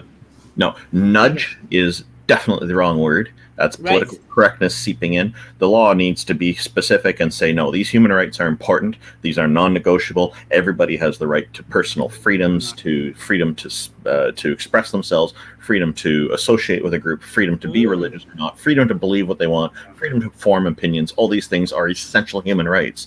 To just nudge it toward that isn't good enough. That takes too long. The law has to be here now, enforced now, and anybody who is interfering with human rights, those groups have to be put in their place and stopped and said, no, you can't do this. We have to be solid about this. We can't put up with this medieval garbage anymore. It is so damaging and detrimental to society. It is destructive. It is dangerous. It hurts people. Amen to that. And we are now at that turning point. You know, it's almost like there's a crucial critical mass building where religion is starting to feel itself on the back foot, you know, and reason and reasonable people in leadership positions have the opportunity to step in and say, look, we're not, you know, we cannot base our society based on, you know, the goat herder's guide to the galaxy or the desert dweller's camel guide. You know, we cannot build our because society. It's completely unreasonable to do that. It's unreasonable, you know, and it's not conducive to human well-being to normal secular principles of, building societies where people are healthy and, where... And these religious should not be allowed to be able to inflict bigotry and teach it onto other people. And that should be also enforced. If you're going to be in positions of power, you should. It should be laws in place. You're not allowed to be. You're not allowed to teach homophobia. You're not allowed to teach transphobia. You're not allowed to be sexist. If you are, there's this amount of consequence. Can I just let you guys know that this video was from 8 years ago. So I remember it. I think if you put same people in the same room now, the languages will change. Yeah. Now they would be more progressive. There's an important point about secularism that is often missed among the religious oppressors. They're pushing against secularism, but secularism is ensuring that people have all these freedoms. So under secularism, anybody's free to practice any religion as long as they're not interfering with other people's rights in the process. Whereas under an Islamic regime, Islam has all the rights and no other religion and non-religion don't have the rights. So and same with Christianity, same with all the religions, they make preference for themselves, whereas secularism is intended to be impartial and strive to be objective and equal for everybody. It's like here's the thing. But this is where the issue comes in, right? Religion itself, teaches that being a bigot is okay, and that's what their God expects of them. So to say that a secular society where religion is allowed to thrive is ever going to be secular, I question that. Absolutely. I have questions. And we should. I was just going to say, can we vote Randolph the president of the world? Period. Not just the president of Canada, but the president of the entire world. All I can say is, because Randolph has things. I have to say to you, the most important thing I think we need to do as a species is not look to leaders. We need to be, each of us, our own leaders. We need to make sure everybody's protected, has all our freedoms. And because the problem with leaders is they very often don't have our best interests at heart. Sometimes it's intentional, sometimes it's not intentional. It's just because they're in a position where it's impossible to please everybody. So this is why we all need to be our own leaders. We all need to be self-reliant. We need to contribute to society because that helps all of us, but we also need to look to ourselves inwardly to say, how can I do things to make decisions that are better for others and myself, instead of leaving it in the hands of some leader who doesn't even know we exist. Absolutely, and I agree. Last week I heard about the president of Malawi. The president of Malawi was invited to the United Kingdom for an event, and he was to come so there were supposed to be 10 people in the party of 10. And the president of Malawi, the majority of the people in his party were his family members. So he was asked, how come you've only come with your family members? Well, he said, well, every member of the family, every person has an important role. But, it was, why couldn't other people join in on this once in a lifetime thing? Why just your wife, his children, and some other people, And some other person said he went to the meeting because he needed to charge his phone. Well, I was just saying that point just to address what Randolph was saying about leaders. Leaders, they will mess you up. I mean, they only think about themselves and for their family. I mean, if a party of 10 and 5 people are from one family, what's the point? I need to clarify. There are many leaders who go in very well intended and do want to make the best.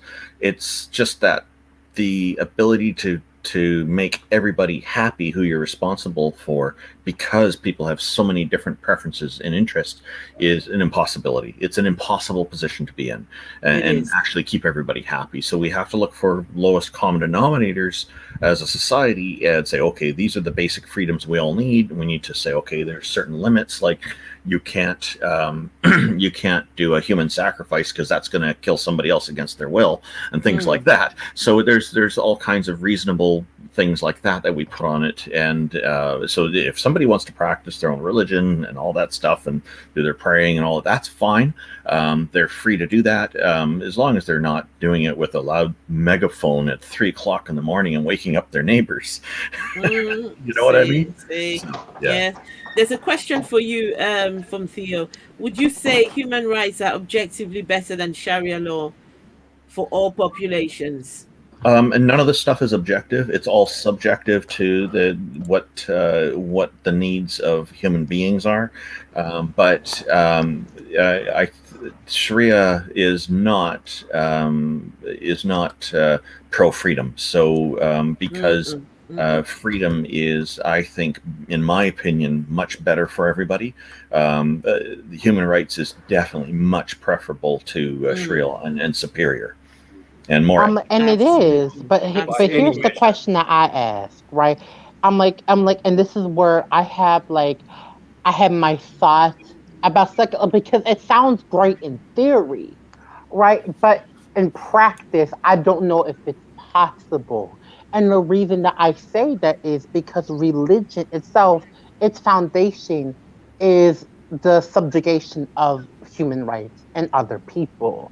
So how are human rights able to thrive in a society where religion is seen to come before human rights? I mean, I'm like, we could even go as far as this, as all seriously, like I have my question. I agree with you. Because I don't know how it can exist at the same time. I'll just quickly address Theo's response there, that he counts much better for everybody as objectively better. Yeah, because he and I agree on what qualifies as better. So he and I can make non-subjective determinations on that. So, but as far as you're saying, the human rights or religion come first, definitely religion came before, because the concept of human rights is a later thing that partly would have had to be in response to the oppressive authoritarian systems that were out there. Freedom. So would you agree that religion was the oppressive authoritative system? Freedom as just what it is. Was around before we even had language. People were already free, and then you start forming societies and groups and having women were not freedoms. Sorry, I would even go as far as say that misogyny has been a problem for millennium. Oh, probably. Yep. I'm like, I would even go as far as the most ancient form of oppression, if we're going to be quite honest. Yeah, it is. Right. I'm like, because let's be clear, racism, transphobia, homophobia, these were not issues until religion came into play. But sexism and misogyny have always been an issue. Yeah, I don't know if religion is the only source of racism, though. It's probably happened before. But I think misogyny definitely would be more pronounced, because it's much easier, because there's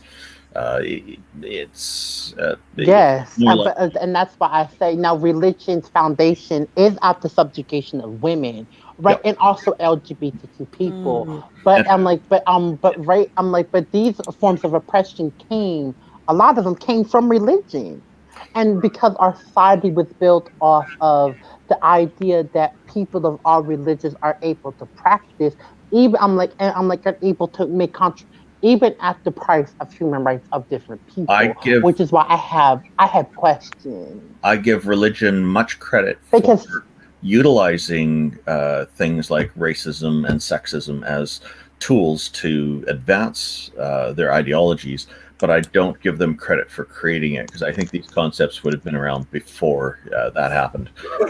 They just I'm like, and that could be very true. I'm thinking about the history of religion, because let's be clear, I'm like, Christianity and a lot of religions were forced upon different groups of people. In fact, it came from genocide and murder, and that's how it was able to spread. Which ties into the point I was wanting to allude to a little bit when I was talking about freedom earlier.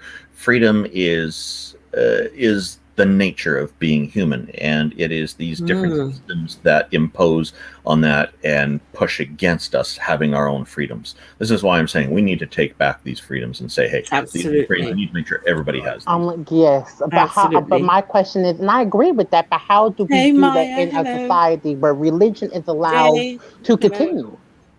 Oh, well, that's why we have to be clear about human rights are not negotiable. Everybody has these freedoms, and you cannot impose on other people's freedoms. And this, there are people who are going to break these rules. It always happens, and they're going to. But yes, but what are the consequences that are going to be punishable, and how are they, and who's going to be around to enforce them, right? Because that's the thing. We could create all the laws that we want, but they have to be enforced.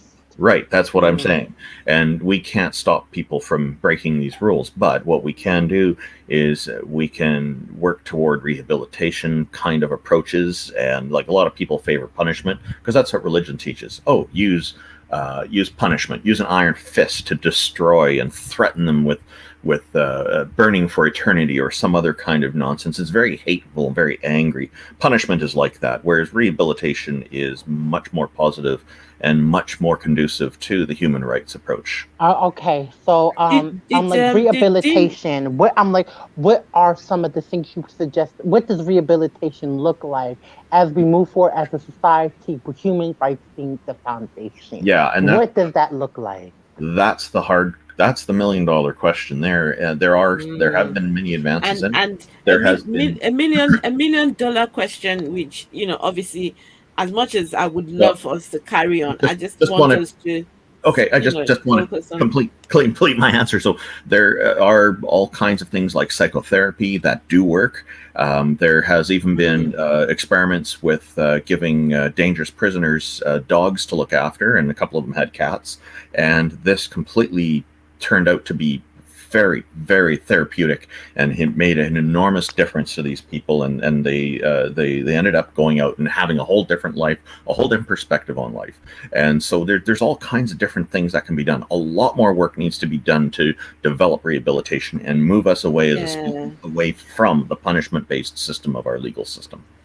All right, and I'm like, and that's something that's something that I can see working, but I'm like, and I can see that because because here, I don't know where you're from, but here in America, a thing that we have talked about a lot is prison reform, right? And even the abolishment of prisons and what society looks like, right, without these types of systems in place, right? And the thing, and partially the reason that they came up was racial profiling, and how we, in particular, the group African Americans and people of African descent, are affected by these systems disproportionately, right? So that is how this came up. So it's a very interesting concept to me, the idea of rehabilitation, right? But I'm like, and I'm like, when you bring up things like dog therapy and all of that, I like the concept, right? But how do we make it like, where does it come up in practice? How do we make it happen? Not only that, but also how do we make it work in practice? What are the tools that are going to be provided to like members of society? Be like, this is what we're going to be doing from here on out. What are the tools that are going to be given? Michaela, I'm sorry to interrupt, but look at Denmark's prison system. They're doing this. What we'll do, we can schedule another live stream, and we can then make it an open live stream. Sorry, we're moving off into big topics here. There's only 3 more minutes of this video, and it's done. Just 3 more minutes. So let's just focus on this. Thank you, Esther. Respectfully, that's okay. That's okay. In which the rabbi will not shake the hand of a woman. Oh yeah, the rabbi didn't shake the hand of a woman when he came. By that, but we'd also be appalled by an attack on the rabbi's faith. So how do we mediate that? And one of the things that the rabbi's faith in us does protect us from, because when you read secular feminist books, what's so interesting about what they're crying out for is respect. And I think that That's we're not a asking, bad where thing. is women's spirituality and femininity most going to I'm an flourish? intersectional Is it in the new feminist. brutalism of the new secularism? I agree with Cole. They're I agree with strategically Cole seated that in we need to between two find women. an environment in which things are being respected. But I think women are feeling their transcendence and their dignity Francesca, ripped from them, not increased by the new brutalism of the new secularism. I have no idea what's brutal about secularism. About Can you explain? Well, if you read Natasha Walter's rather interesting book called Living Dolls, she cites some fantastic evidence about how young women today are feeling more objectified, more demanded to have sex. So it's Are they? Christina Reese. I'm like, is it feminism that's to blame, or are the male gaze how men objectify women? Yeah, I don't think they ever bring that up into consideration, right? Because a lot of times when I hear like people speak from religious aspects, right, is that that having that it's women's responsibility to keep men quote unquote pure, but I never hear that same conversation happening with men and young boys as it pertains to women and young girls, right? So I find that to be a complete it's introduced by society and reinforced by religion. I think that's what the... It is. Let's finish. It's nearly done. Taking part in a culture and society with that privileges the man over the woman, so that women are still sex objects and girls. But women are Hello. Sarah, no, we didn't hear a word of that because now we can. I do apologize. Now we can. I think that women are even being misled into celebrating themselves as, say, the protagonists of hardcore pornography, and they're finding themselves. Oh my God, women celebrating ourselves and our sexuality is a problem. Respect is within the church. Not just within the church, within the wisdom that spirituality, when it's really allowed to flourish with and in dialogue with non-religious respectful dialogue. She is full of shit. Of children lately, something that deeply concerns me as a father, among other things. And what I see when I read the research about the sexualization of children is that this is happening in every kind of home. Okay, it's happening in Muslim homes, in Hindu homes, Sikh homes, Christian homes, and in homes where people are not quite sure what they believe. It's a problem about our society and about our culture, and religion is failing to say anything about it whatsoever. Because religion enforces it. A view of women as primarily having value through our bodies, our sexuality, our availability to men, and instead of standing up, i.e. purity culture. Contraception makes women available to men all the time. That's what makes women objects. From Christianity and Sikhism and other things that teach equality, then it fails. Thank you all very much indeed. The debate will continue. You crazy? I know it will on Twitter. Guys, that's it. Bitch, are you crazy? Oh my goodness. Oh my God. No, she did not say that equality is the issue here. And blaming these issues. I'm like, that's something an oppressor would say. This woman has some internalized misogyny that she needs to get over. She does. She does. And I'm like, Randolph, to be a woman and to say that mess is absolutely ridiculous. I think Randolph stepped away for a second there. Okay, because they were talking something about secular rights, the secular society, and trying to say that the secular society is promoting young girls to be more sexual. No, I don't. That's not you can't say it's the secular. That is nonsense. It's what it is. It's bullshit. It is. And Maya was saying something in the chat. Something tells me these women have no concept of female empowerment. Absolutely not. Did she say anything that none whatsoever? None. Fails? I heard they have none, Maya. Esther. I heard that's the problem. She is. I'm like these types of women. These are the type of women I call pick-me's and pick-mishas for patriarchy. Because this right here is a prime example of that women sometimes too can be misogynistic. This right here is antagonizing. This don't even make sense.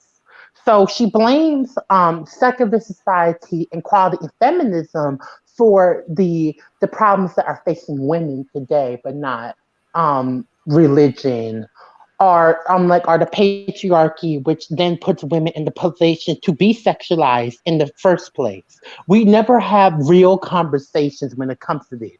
And to blame No, it we on don't. secular feminism, right? I'm like, it's completely bullshit and absolutely asinine and accurate. As a feminist, I am absolutely offended. She did say, Maya, that I am so offended, Miss anything. Esther.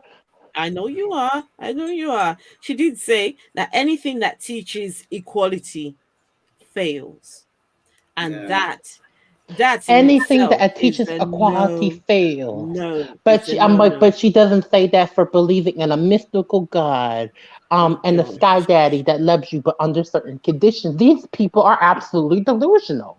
They are. And so, just to round up, the grand question is, do you think that religion treats women fairly? That's the question. Hell no. Okay, no, Michaela. Okay, you know what, Michaela? You answer the question. I will get to Dean, and then Hell to Randall. no. Hello, did somebody call me? I had to pop out for a sec there to help my wife with something. Okay. So, do you think that religion treats women fairly? Do you think that you treat them fairly or despicably? In a nutshell, I think that women get the short end of the stick. And I always find it strange that during these conversations, it always gets polarized. I'm asking myself, where are the level heads? Where are the level-headed people with the sane opinions? Because it's either one of two extremes. You either have the people who go to the leftist extreme or to the rightist extreme. So I'm just asking myself, where are the level-headed people? The people with the sane opinions in this, because they're either these radical feminists, who want to disempower a percentage of the population, or they are the exact opposite, where it's a complete embracing of this whole patriarchal system that reinforces these misogynistic roles. And there has to be a way somewhere in the middle where sane people can walk without being polluted by these extreme ideas, and that's what I want to. We need only look at the doctrine to see how horrible these things are. Like there's, and then look at the way people are interpreting, or according to some, misinterpreting it. The fact that people use it to justify, and they can cite some verse from it, it shows, we look at the Bible, there's contradictory parts, and people pick and choose the ones they want, and the same happens with Islam, same happens with other religions. The bottom line is it's horrible to all people. It subjugates women in particular. It also, like in Christianity, they amputate the foreskin of boys, and before they even at the age they consent to such a thing, and then that does permanent, lifelong damage. I'm a victim of circumcision myself. I suffer from tearing scar tissue, and also phantom pain. One Christian once told me that, phantom pain, that's all in your head. Like, he's trying to criticize me. I said, good, you understand what phantom pain is. And it totally backfired on him. But there's I'm like, it's absolutely crazy. Yeah. I'm curious because my nephew in particular, right, he has never actually was never circumcised, my nephew. And Maya got it right. We just do what's necessary to teach him to clean himself properly. I don't actually what is the the purpose of circumcision anyway? It is. That's what I want to know. So circumcision, it's amputating a portion of the skin of the body. They don't like it that I use the word amputation. Some people I know that word is triggering. Amputation. But my question is, if it's not an amputation. Yeah, but if it's not an amputation, what happened to the skin that was excised and removed? It was amputated. And so that is an amputation. It's a minor one compared to, say, somebody losing a leg or something. But the thing is, there are all kinds of sensitive nerves in that portion of the skin that they're cutting out. So what that does is that reduces the excitement and enjoyability of sexual pleasure. And so if people have less enjoyment with sexual pleasure, it's easier to control them, and it's less of a deterrent from the desires of those using the religion or whatever system it is to oppress people. Yeah. I mean, it's done exclusively in that context to dull and desensitize the organ. You know, I mean, like there's no medical justification for it whatsoever. It's purely done as a control mechanism, and it's probably started off as a trial. Doorknob Head has brought in some great synonyms as well: hack off and bite off. And that's an interesting thing. And there's, like, my understanding is that there are the Jewish rabbis actually suck the blood afterwards, and it's really, these things are grotesque, you know. And there have been cases of infants getting, suck the blood and give herpes. but yeah, there exactly. There are cases I've read about in the news recently where there was some rabbi transmitted a disease to the infant, so the infant got a sexually transmitted disease from this happening. It's just, you know, this stuff's got to go. This stuff has to be gone, and this is a human rights violation, in my view, to commit circumcision on a boy or a girl, baby, infant, whatever, or child. They have to be age of consent, like age of majority, like 19 or 20 or whatever, be an adult before they can consent to that. Otherwise, don't do it. The only exception would be if there's a therapeutic reason, such as there was a problem with the way, a deformity with the way it's growing from birth. But those cases are so exceedingly rare that they're not even statistically significant as far as I know. So when that does happen, that would be justified. But other than that, no, you know, forget it. It's not. It's got to be outlawed. It has to be done, finished, over. You know, I think the next live stream, or no, some other time, I think I would do another live stream to talk about how religion controls people. So not just women, because this one was specific to women, how religion controls people. Yeah. By and large, how religion women are controls people. Everyone, how everyone is affected. And in contrary to the beliefs of the ancients who started religion, who are so sought after as knowing more than what we know today, women are people. They think they're property. Women are people, just like men. In my view, I disagree with the ancients on their views that are misogynistic and misclassify women as property.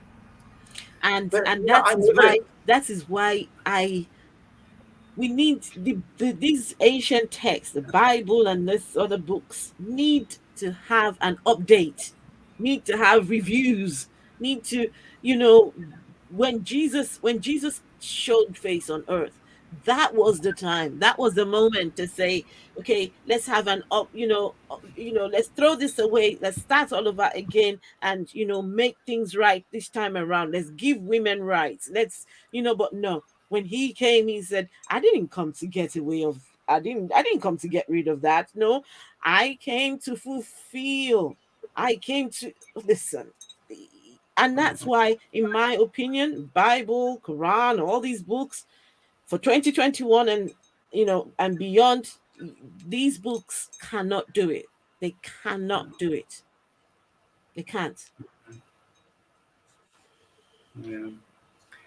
You know what I always find striking, Esther, is like, you know, the things that we instinctively fear are the things we tend to focus on, you know. So, you know, I find it very telling that religion specifically focuses on women, you know, and you know, like all the Abrahamic faiths, you know, there's almost like this built-in suspicion and superstition about the essence of womanhood, you know, starting from Eve all the way, every single, I mean, like how many female characters idea that women were blamed for the beginning. Yeah, the idea that women were blamed for the downfall of man is inherently misogynistic. Let's start there. How they did Eve in the Bible. Because let's be clear, the story, the idea. So why did she? The idea that a woman ate from the apple first, but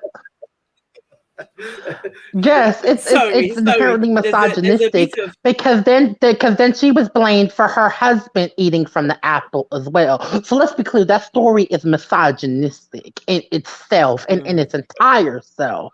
It is inherently misogynistic.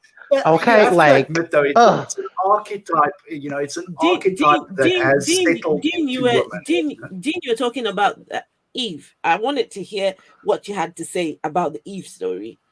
Yeah.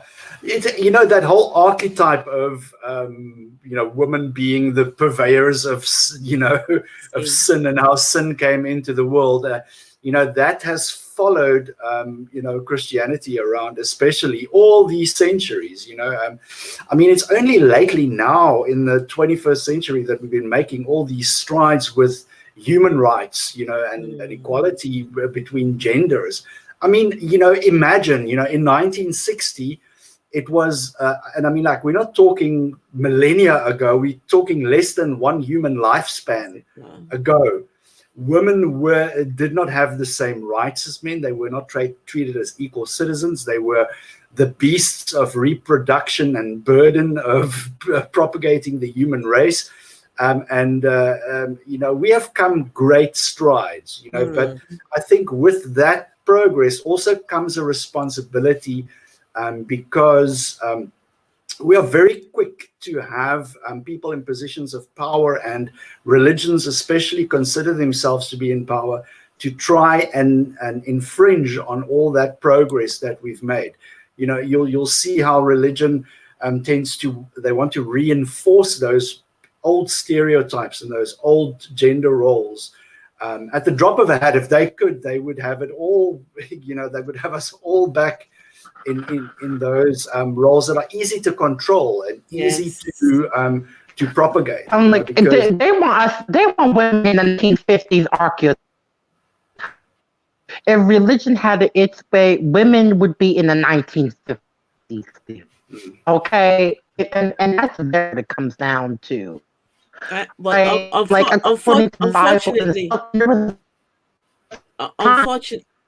Unfortunately, religion has to move with the times. They cannot take us back. We're going forward.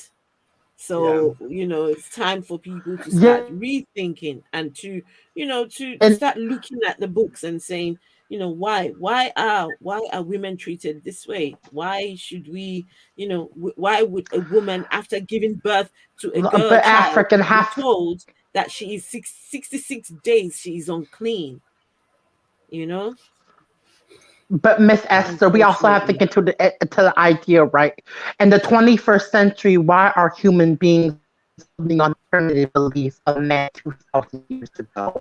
That itself does not make sense. You just tell me you live in a society where people can walk the moon, that we're able to, through technology, able to connect folks all over the world. Like you and I are doing this, Esther, but we're not able to come to the conclusion that religion is inherently bad. And do not need to believe in a natural being to move as a society. I do not understand that logic. Listen, your internet was really bad, but never mind. I think I understood what you were trying to say. The gist of it, yeah. Yeah, and Jay said something very important here, which is eating the apple wasn't the sin. Making an independent decision on their own was the sin. Thinking for themselves was what that God couldn't accept. And having knowledge was the sin. Let's also get into that, because they ate from the tree of knowledge, right? And that is something that we don't talk enough about, because religion doesn't want you to have knowledge. Religion itself wants you to be brainwashed into believing by walking by faith and not by sight. So I'm like, to ignore what you see and believe it because I tell you to believe it. Yes. Even though it goes against any logic and common sense. Mm-hmm. Well, I would say that thinking for myself made me an atheist. So that's why religions don't want people thinking for themselves, because you will see right through the bullshit. You will see that all of it is all just a pack of nothing. Smoke and mirrors. Oh, there you go, smoke and mirrors. But So, Esther, you know what? Because when you came into your internet, your network is really bad. Unfortunately, your network is really bad. So, what about now? No, it isn't. No. What now? They're better. That's better. Okay, what about now? Yes. No. So, what I was saying is, it's the idea, women, I'm like, and people, not just women, but people in general, right? You can with knowledge and with common sense and with critical thinking, you can see through foolishness, right? And let's be very clear. I'm like, and the point that drives this home is Miss Esther, you made one of your other videos when you said that you had a friend who said they did not want to be a friend of social media, question their face. Would it make it pointing out the flaws within the context of religion itself, and they did not want to start for what it really is. Michaela, your internet is really bad, and if you read the comment, that's what. Sorry, I wasn't laughing at what you're saying. It's just your internet was really. We could hardly hear you. Unfortunately. Michaela, if you're on a wireless connection, that could be why. Getting over to a wired connection will usually solve this problem. Yeah. What Anyways, about now, guys? I'm going to. Yeah, that's a lot better. That's a lot better. Yes. Listen, So I'm trying to end this live stream, and Okay. I just want to go around and just whatever you if people if you have anything on your channel. I'm waiting for Michaela to start her channel.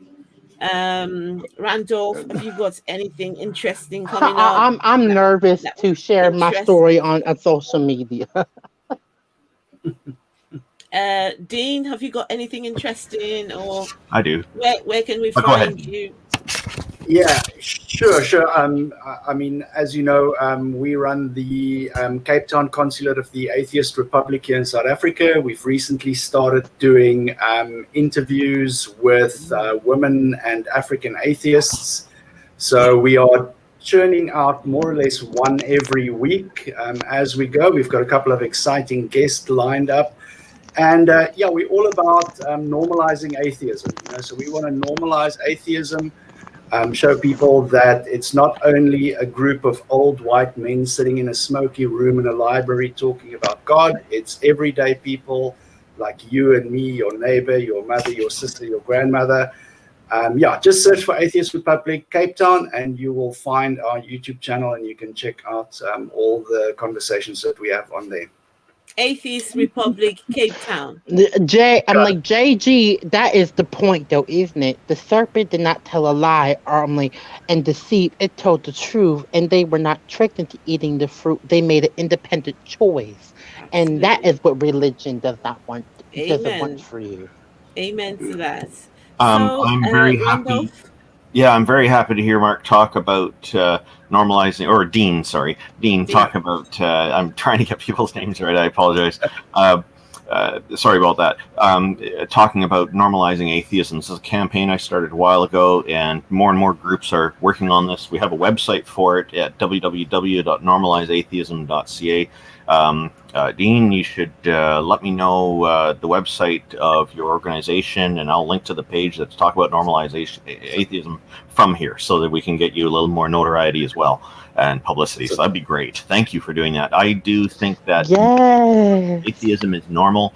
because it is normal to not believe things, and religion is no exception. The deities and all this kind of stuff, because it is a normal state of. It's a normal to not believe. The fact that we're in a world where we have to say that it's normal to not believe in supernatural deities is absolutely ridiculous. Yeah, and see, we're born, like, in order to believe in something, we first have to have at least a partial concept of what it is we're believing in. And when we're newborn, we don't have these concepts. We either learn them from others, or we create them ourselves. And the vast majority of people probably just learn them from others, and then we can believe in them or not. So to me, like, what I'm doing with this campaign is we're using kind of a gentle, non-confrontational approach, and there are some theists who are supporting us on it as well, which is really nice to see. And the idea is, like, when we're in society and somebody's asking a person, do you believe in a God? And the person says yes. Okay, the typical reaction is, all right, and they're on their way to the next part of the conversation or whatever they're doing. When it comes to an atheist saying, no, I don't, then there's sometimes, or in some societies very often, a response of condescension or concern that you're going to burn in hell forever, or whatever the concern is. And I'm like, the idea that people think that's normal. And they want to help you believe and all this kind of stuff. And so what we're asking for is that atheists, when we tell people that we don't believe, we get the same treatment as the theists do when they say they do believe. We're not asking for people to do any more. We're asking for people to do a little bit less. And that's why I hope this campaign will be successful. Because the lazy option is always the easier one for people. Listen, any way I can help. Any way I can help. Just do maybe. I'm like, and Miss Esther knows I will follow her to the end, the back of the earth. So I'll help anything too. I can do to help. She's your leader. There you go. Oh no, not a leader. I really like Miss Esther. Yeah, I do. I call her my internet mother. She's running a live stream today. I'm so happy to join. Anything to normalize atheism. Listen, count me in. And the key for me is to do this in a manner that does not put down people believing other things. And that's the important thing. We're just focused on this only. We're not branching out to the other part for this particular campaign. And well, honey, I put down religion, but I can support this message too. Oh yeah, and that's fine. And the more people who are on board with it, the better it is. The TART/Tang group is the Atheist Network group has been heavily promoting this. Tang, yes. I follow TART. I'm like, Oz is on that channel. Yeah. Oz, yeah, that is Oz. Yes. Yeah. I'm listening. I love Oz. Yeah. He's been in a lot of my conversations on Bar's channel. If you don't know who that is, that's Black Atheist Rants. Right, it's a bunch of us, African American atheists and African descent atheists on the channel. Miss Esther's been on the channel. We be getting into the things, okay? So just to finish up, what I was going to say is, I do run an organization here in Canada called the Canadian Atheists, and the website for that is www.canadianatheists.ca. Wait, let me type that in. www. I'll type it in for you. Okay. Do you have any branches? Are you guys looking to branch out into America?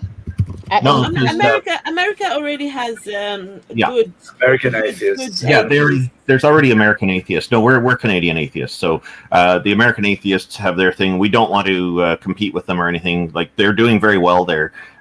We have no intention in branching out to other countries because we're just a national organization. Really, I'm like, because you know what I see is Canadians are often ahead of the game in a lot of things. So that's kind of crazy to me. Well, no, the thing is that wouldn't see. We're Canadian atheists. We're a national organization here in Canada that is advocating for atheists and for the human rights that relate to all this, our freedoms and whatnot, and that tie into all this. And we're working to end the stigma of atheists and atheism as it's incorrectly perceived in society, and also to push back against the vilification. So our focus is on Canada. And okay, although we do, I support it. Yeah, thank you. And like if for the American stuff, the American Atheist has been around a lot longer than we have, and they do excellent work there. Really? They understand the demographic of the USA very, very well, being American. So it naturally makes sense that if there's going to be a national atheism group doing things in the USA, it should be American Atheists, and it is. So we're definitely promote them and encourage what they're doing. Like Ireland has the Ireland Atheists, Australia has their foundation, and there's other countries as well. And then I'll be in quick support.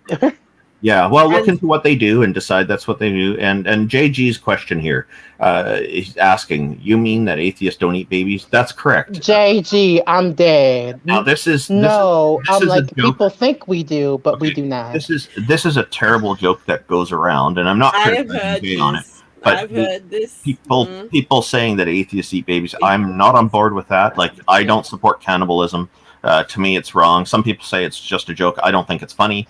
That's one of the things I've pushed back on from time to time. I'm like, sometimes Joe, it's okay to joke about certain things, but I don't necessarily joke about cannibalism. I don't know if that's something you should talk about, because there are, as crazy as it sounds, there are a lot of psychopaths out there who actually will do engage in cannibalism. And the thing is, cannibalism is something that is a separate category from whether or not someone's religious. I don't know any cannibalists in real life, theist or atheist. I don't either. But I know that. At least I think I don't. But I know. Listen, you never know. But I know. Yeah, but I know they exist because there are people out there once in a while get charged with this kind of thing you see in the news and whatnot. So it does happen, but it's extremely rare. It's a very minor thing. But this whole meme of eating babies, to me, is one that I think we should just leave behind us and move on to better. The fact that people believe atheists are devil worshippers. If you don't believe in a God, I don't actually understand the idea that you would worship another supernatural being. That doesn't make sense to me.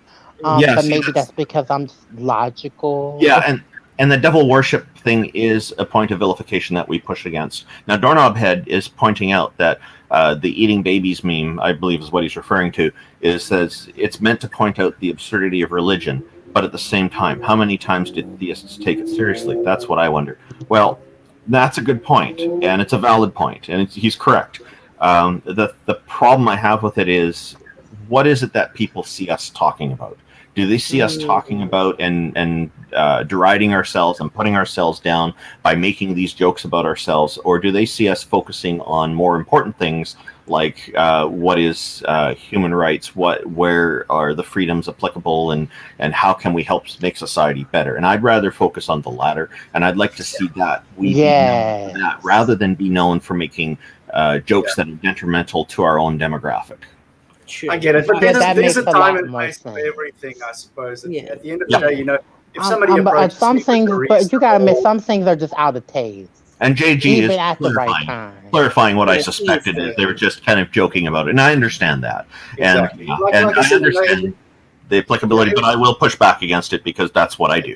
Because I am trying to because you're the head of the atheists in Canada, so of course you've got to always put out a good big atheist from Canada. Please be careful how you word that. I'm not in charge of atheists. I just run the organization. No. Yeah. You know what I mean. I know, but I'm clarifying for our audience. Yeah, you know what I mean. I know that you meant. If you look at my channel, I have serious content, but at the same time I have humorous content. Something that will make you laugh. I mean, and I'd be looking at your content be funny, honey. I posted a video. Those preachers. Oh boy. This pastor was praying against ladies who want to use their down there to make money. He was cursing their private parts, and all these things. Sometimes I'm Miss Esther. Have you ever seen this video? I'm gonna describe it. It was in an African church, African church. Okay, of course it is, honey. Oh, Maya Okay. Atkinson And says, hold on. And I'm like, and did you ever see that video of the woman who came in and said that I'm like a demon slept with her? And I'm like, and they were doing an exorcism. I saw that. I remember that. Oh my I remember god. that. I just wanted to say, Maya Atkinson, I agree with her. I am not the head atheist. No, you're not. You're not. There isn't No, one. you're not. No, there There isn't any. one. There isn't As any. far as I'm concerned, there isn't one. And especially after telling us that we shouldn't be following leaders. Yeah. Everyone should follow their, should be a master of themselves. I want for people to What's think something that religion does not approve of, which is why I'm okay. The word master is so important there. I want people each to be our own masters. I want people to think. Hello. That's what I want to see. And critical thinking skills too. Yeah. Like think critically about things. Because the more that people do this, the better off I think everybody will be. People can feel more confident about themselves. We have better society. It all ties in, Yeah. Absolutely. I'm like, and Miss Esther, Dean was going to say something. Dean. Yeah, I was going to say this is something that I'm also very passionate about is community building. Because when when you give people that space to just express themselves freely, sure, there has to be somebody that organizes everything behind the scenes, but that person shouldn't take like the dominant role, and in our consulate, we try to act as facilitators. We want to facilitate dialogue, facilitate conversation, and by doing that, you'll find that people excel and they shine. Yes, and they absolutely. they just present themselves with great interactions amongst one another, and that is what people gain value from authentic interaction with other people. People don't like to be lectured to or to be preached or talked down to. No. So, when people have that opportunity for authentic self-expression, the community just thrives, and that is why, that is what I've picked up from my experience. And that's what I've noticed about the Atheist Republic, and that I really like about it all these years. So, yes. You summed it up very well, Dean. Thank you. Yes, absolutely. And you see that's why I do these live streams where people can join in on the conversation. I don't like one person just telling people you've got to do this way, it's gonna be that way, it's gonna, when all of us come together. I sometimes might say things out of that I'm not supposed to say. I've said quite a few tonight, and just being able to accept that some of my nobody has monopoly of wisdom and knowledge. We all learn from each other, and we all contribute. I'm like, yes, but the difference between us and a lot of religious people is we're willing to learn and we're able to grow. Whereas religion tells you that the Bible never changes and it's the source of all knowledge. So there's a difference. Listen. Anyway, guys, I really appreciate your time. Dean, thank you very much for coming. Randolph, thank you. And Michaela, I apologize for earlier on. There was a bit of a comment made that was a bit offensive. I don't think the gentleman was directing it at you. I think he was describing his preference and what he prefers. It wasn't in any way directed at yourself. And thank you, Michaela, for understanding and joining. But that's the thing. I'm like, and that's why I get I'm like, because we gotta really. I believe you kind of have to kind of. I'm like, and that's why I'm always about looking at where your preferences come from and actually discovering if it's a genuine preference or if it is rooted in something else. And that is the conversation I'm always having, because I hear a lot of those comments, but then these same men be in my inbox. So I find that to be kind of foul and bullshit. Okay. Listen, but that's a conversation for another day. That's the conversation after yesterday's live stream. the live stream yesterday went sexual at the end. We went sexual. I just want to today, say, Yes, girl. I'm like, we're supposed to be having a girl chat soon about when are we going to do that? Because we listen, should like an all ladies panel and getting into the things, honey. and Maya will join us for that. Maya definitely. Listen, Maya will join us for that. Yeah. speaking So of Well, Maya, who is Maya? Randolph. I haven't seen her on the channel before. No, just she hasn't been on the panel, but she comes in the chat. she's wonderful. She's She very is. supportive and very smart. I thank to everybody in the live chat, the audience here as well. You know what would be interesting Jay and having a Theo sex and fair Jordan. like a. Hang on, You know what would be Michaela. interesting? Hang on, Michaela. Just Yeah. one second. So there's Jay, there's Theo, there's Doorknob Head, there's Maya. Thank you, all of you, and everybody else who's tuned in. And it was a pleasure Yes, meeting you and thank Michaela. you. It was Thank great. you. Yeah.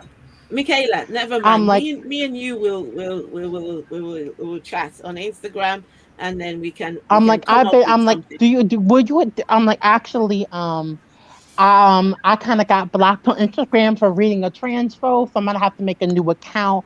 Oh no! I think, Oh goodness. do you have Snapchat or Facebook for any chance, Miss Esther? I do. Never mind. I will. We'll find some way to. You know what? I'll put it. Stay behind when the live stream ends, and I will give you my details. Yeah. Yes. Just stay behind. I don't know. Okay. I don't know. I've got a Snapchat account, but I can never work that thing. Just not Oh, my not ask my. your children. They'll help you out. Believe me. Okay, they have no time for me. Those ones, they got no time for their mom. They just go Oh, do their honey, I'm business. like, honey, don't make time. Just ask them how to work it. Okay. Anyway, thank you very much. I appreciate everyone, and thank you everyone in chat. Jay, thank you. Theo, yeah, there was Theo, there was Doorknob Head. Thank you. Maya, thank you. Who else did we have? We had quite a few people actually that joined us earlier on. Doomver, hey Doomver, Mark, Amiga Nuts, my regulars. Who else did we have? We had what was that lady that joined us earlier? Oh, Isaiah. There was Blue. There was, if I forgot your name, I apologize, but thank you all. And yes, just watch this space. We'll be back with more conversations. Sometimes I think I don't have enough hours in the day. I really want to do so much more, but I'll be back. So, and please don't forget to like like the video, thumbs up if you're not subscribed. What are you waiting for? Go ahead and subscribe. Subscribe, girl. Let us get I'm this like, message. Let us give get Auntie this Esther message her, out give her there. Auntie Esther her. I'm like her subscriptions, girl. Period. Let's get this message out there. And most importantly, we've heard how religion treats women. Religion, it's time. Religious leaders need to do better. It's time to start Hell, it's time challenging. religion be abolished. That's what It's, needs to happen. well, we at where we are now, we can't quite abolish religion, but No, it's we time to can't. start challenging. I wouldn't abolish it. Challenging the doctrines, challenging But the things. I think, at the same time, we also just need to be mindful about the language that we use. That's what I picked up today. It's like, because we always tend to sit and stew in the problem, and we are very quick to agonize and, huddle together and, discuss all the problems, but we need to change our outlook a little bit just to be more solution focused, and one of those things are changing the way that we use language to speak about women, because language is something that really empowers people, and gives people and even confidence and expression. I don't feel like people understand the power of language and what it's very capable of, right? Because I'm like because certain language also empowers misogynists. right? Yes. And like, which affects women's lives everywhere. So be careful of knowledge. Also educate yourself, right? How am I going to ask yourself, what am I doing for the women in my life to make sure that they not only feel empowered, but I'm like, how am I being an advocate for women in my everyday life? Do I treat them like human beings? Is their voice valuable to me? And how am I uplifting their voice, right? And that way, and Michaela, you need your own channel. You need your own channel. Come on, Michaela. All the things you say. Listen, I feel like, what are you doing? You need to start your own channel and I'm like, get your voice I'm like, out I there. might as well, but I don't even know where I would begin. And I'm also afraid of the big kids coming to my channel because I be seeing that on other people's channels. Of course, you don't even have to show your face. The whole reason why I show my face is because I want people to see the face behind the channel. That's the whole idea of coming on and showing my face. Otherwise, I probably would be anonymous. But Michaela, get your voice out there. We need to hear you. Okay. So thank you all very much. And I will catch you on the next live stream. So watch this space in a few days. I think I'm working on something. So I'll be back and we all will be back. And anytime I'm And I'll be on. sticking around. Oh yeah, absolutely. Anytime I'm on, I always try to leave room for conversations, which I think conversations are good. They are good. We need to start having healthy conversations. We need to, foster, carry on, speaking and, you know, engaging in this sort of conversation. So thank you all and enjoy the rest of your day. Thank you all and bye bye. Bye. Thank you. Bye-bye. Bye. Bye. Thank you. Thanks for coming.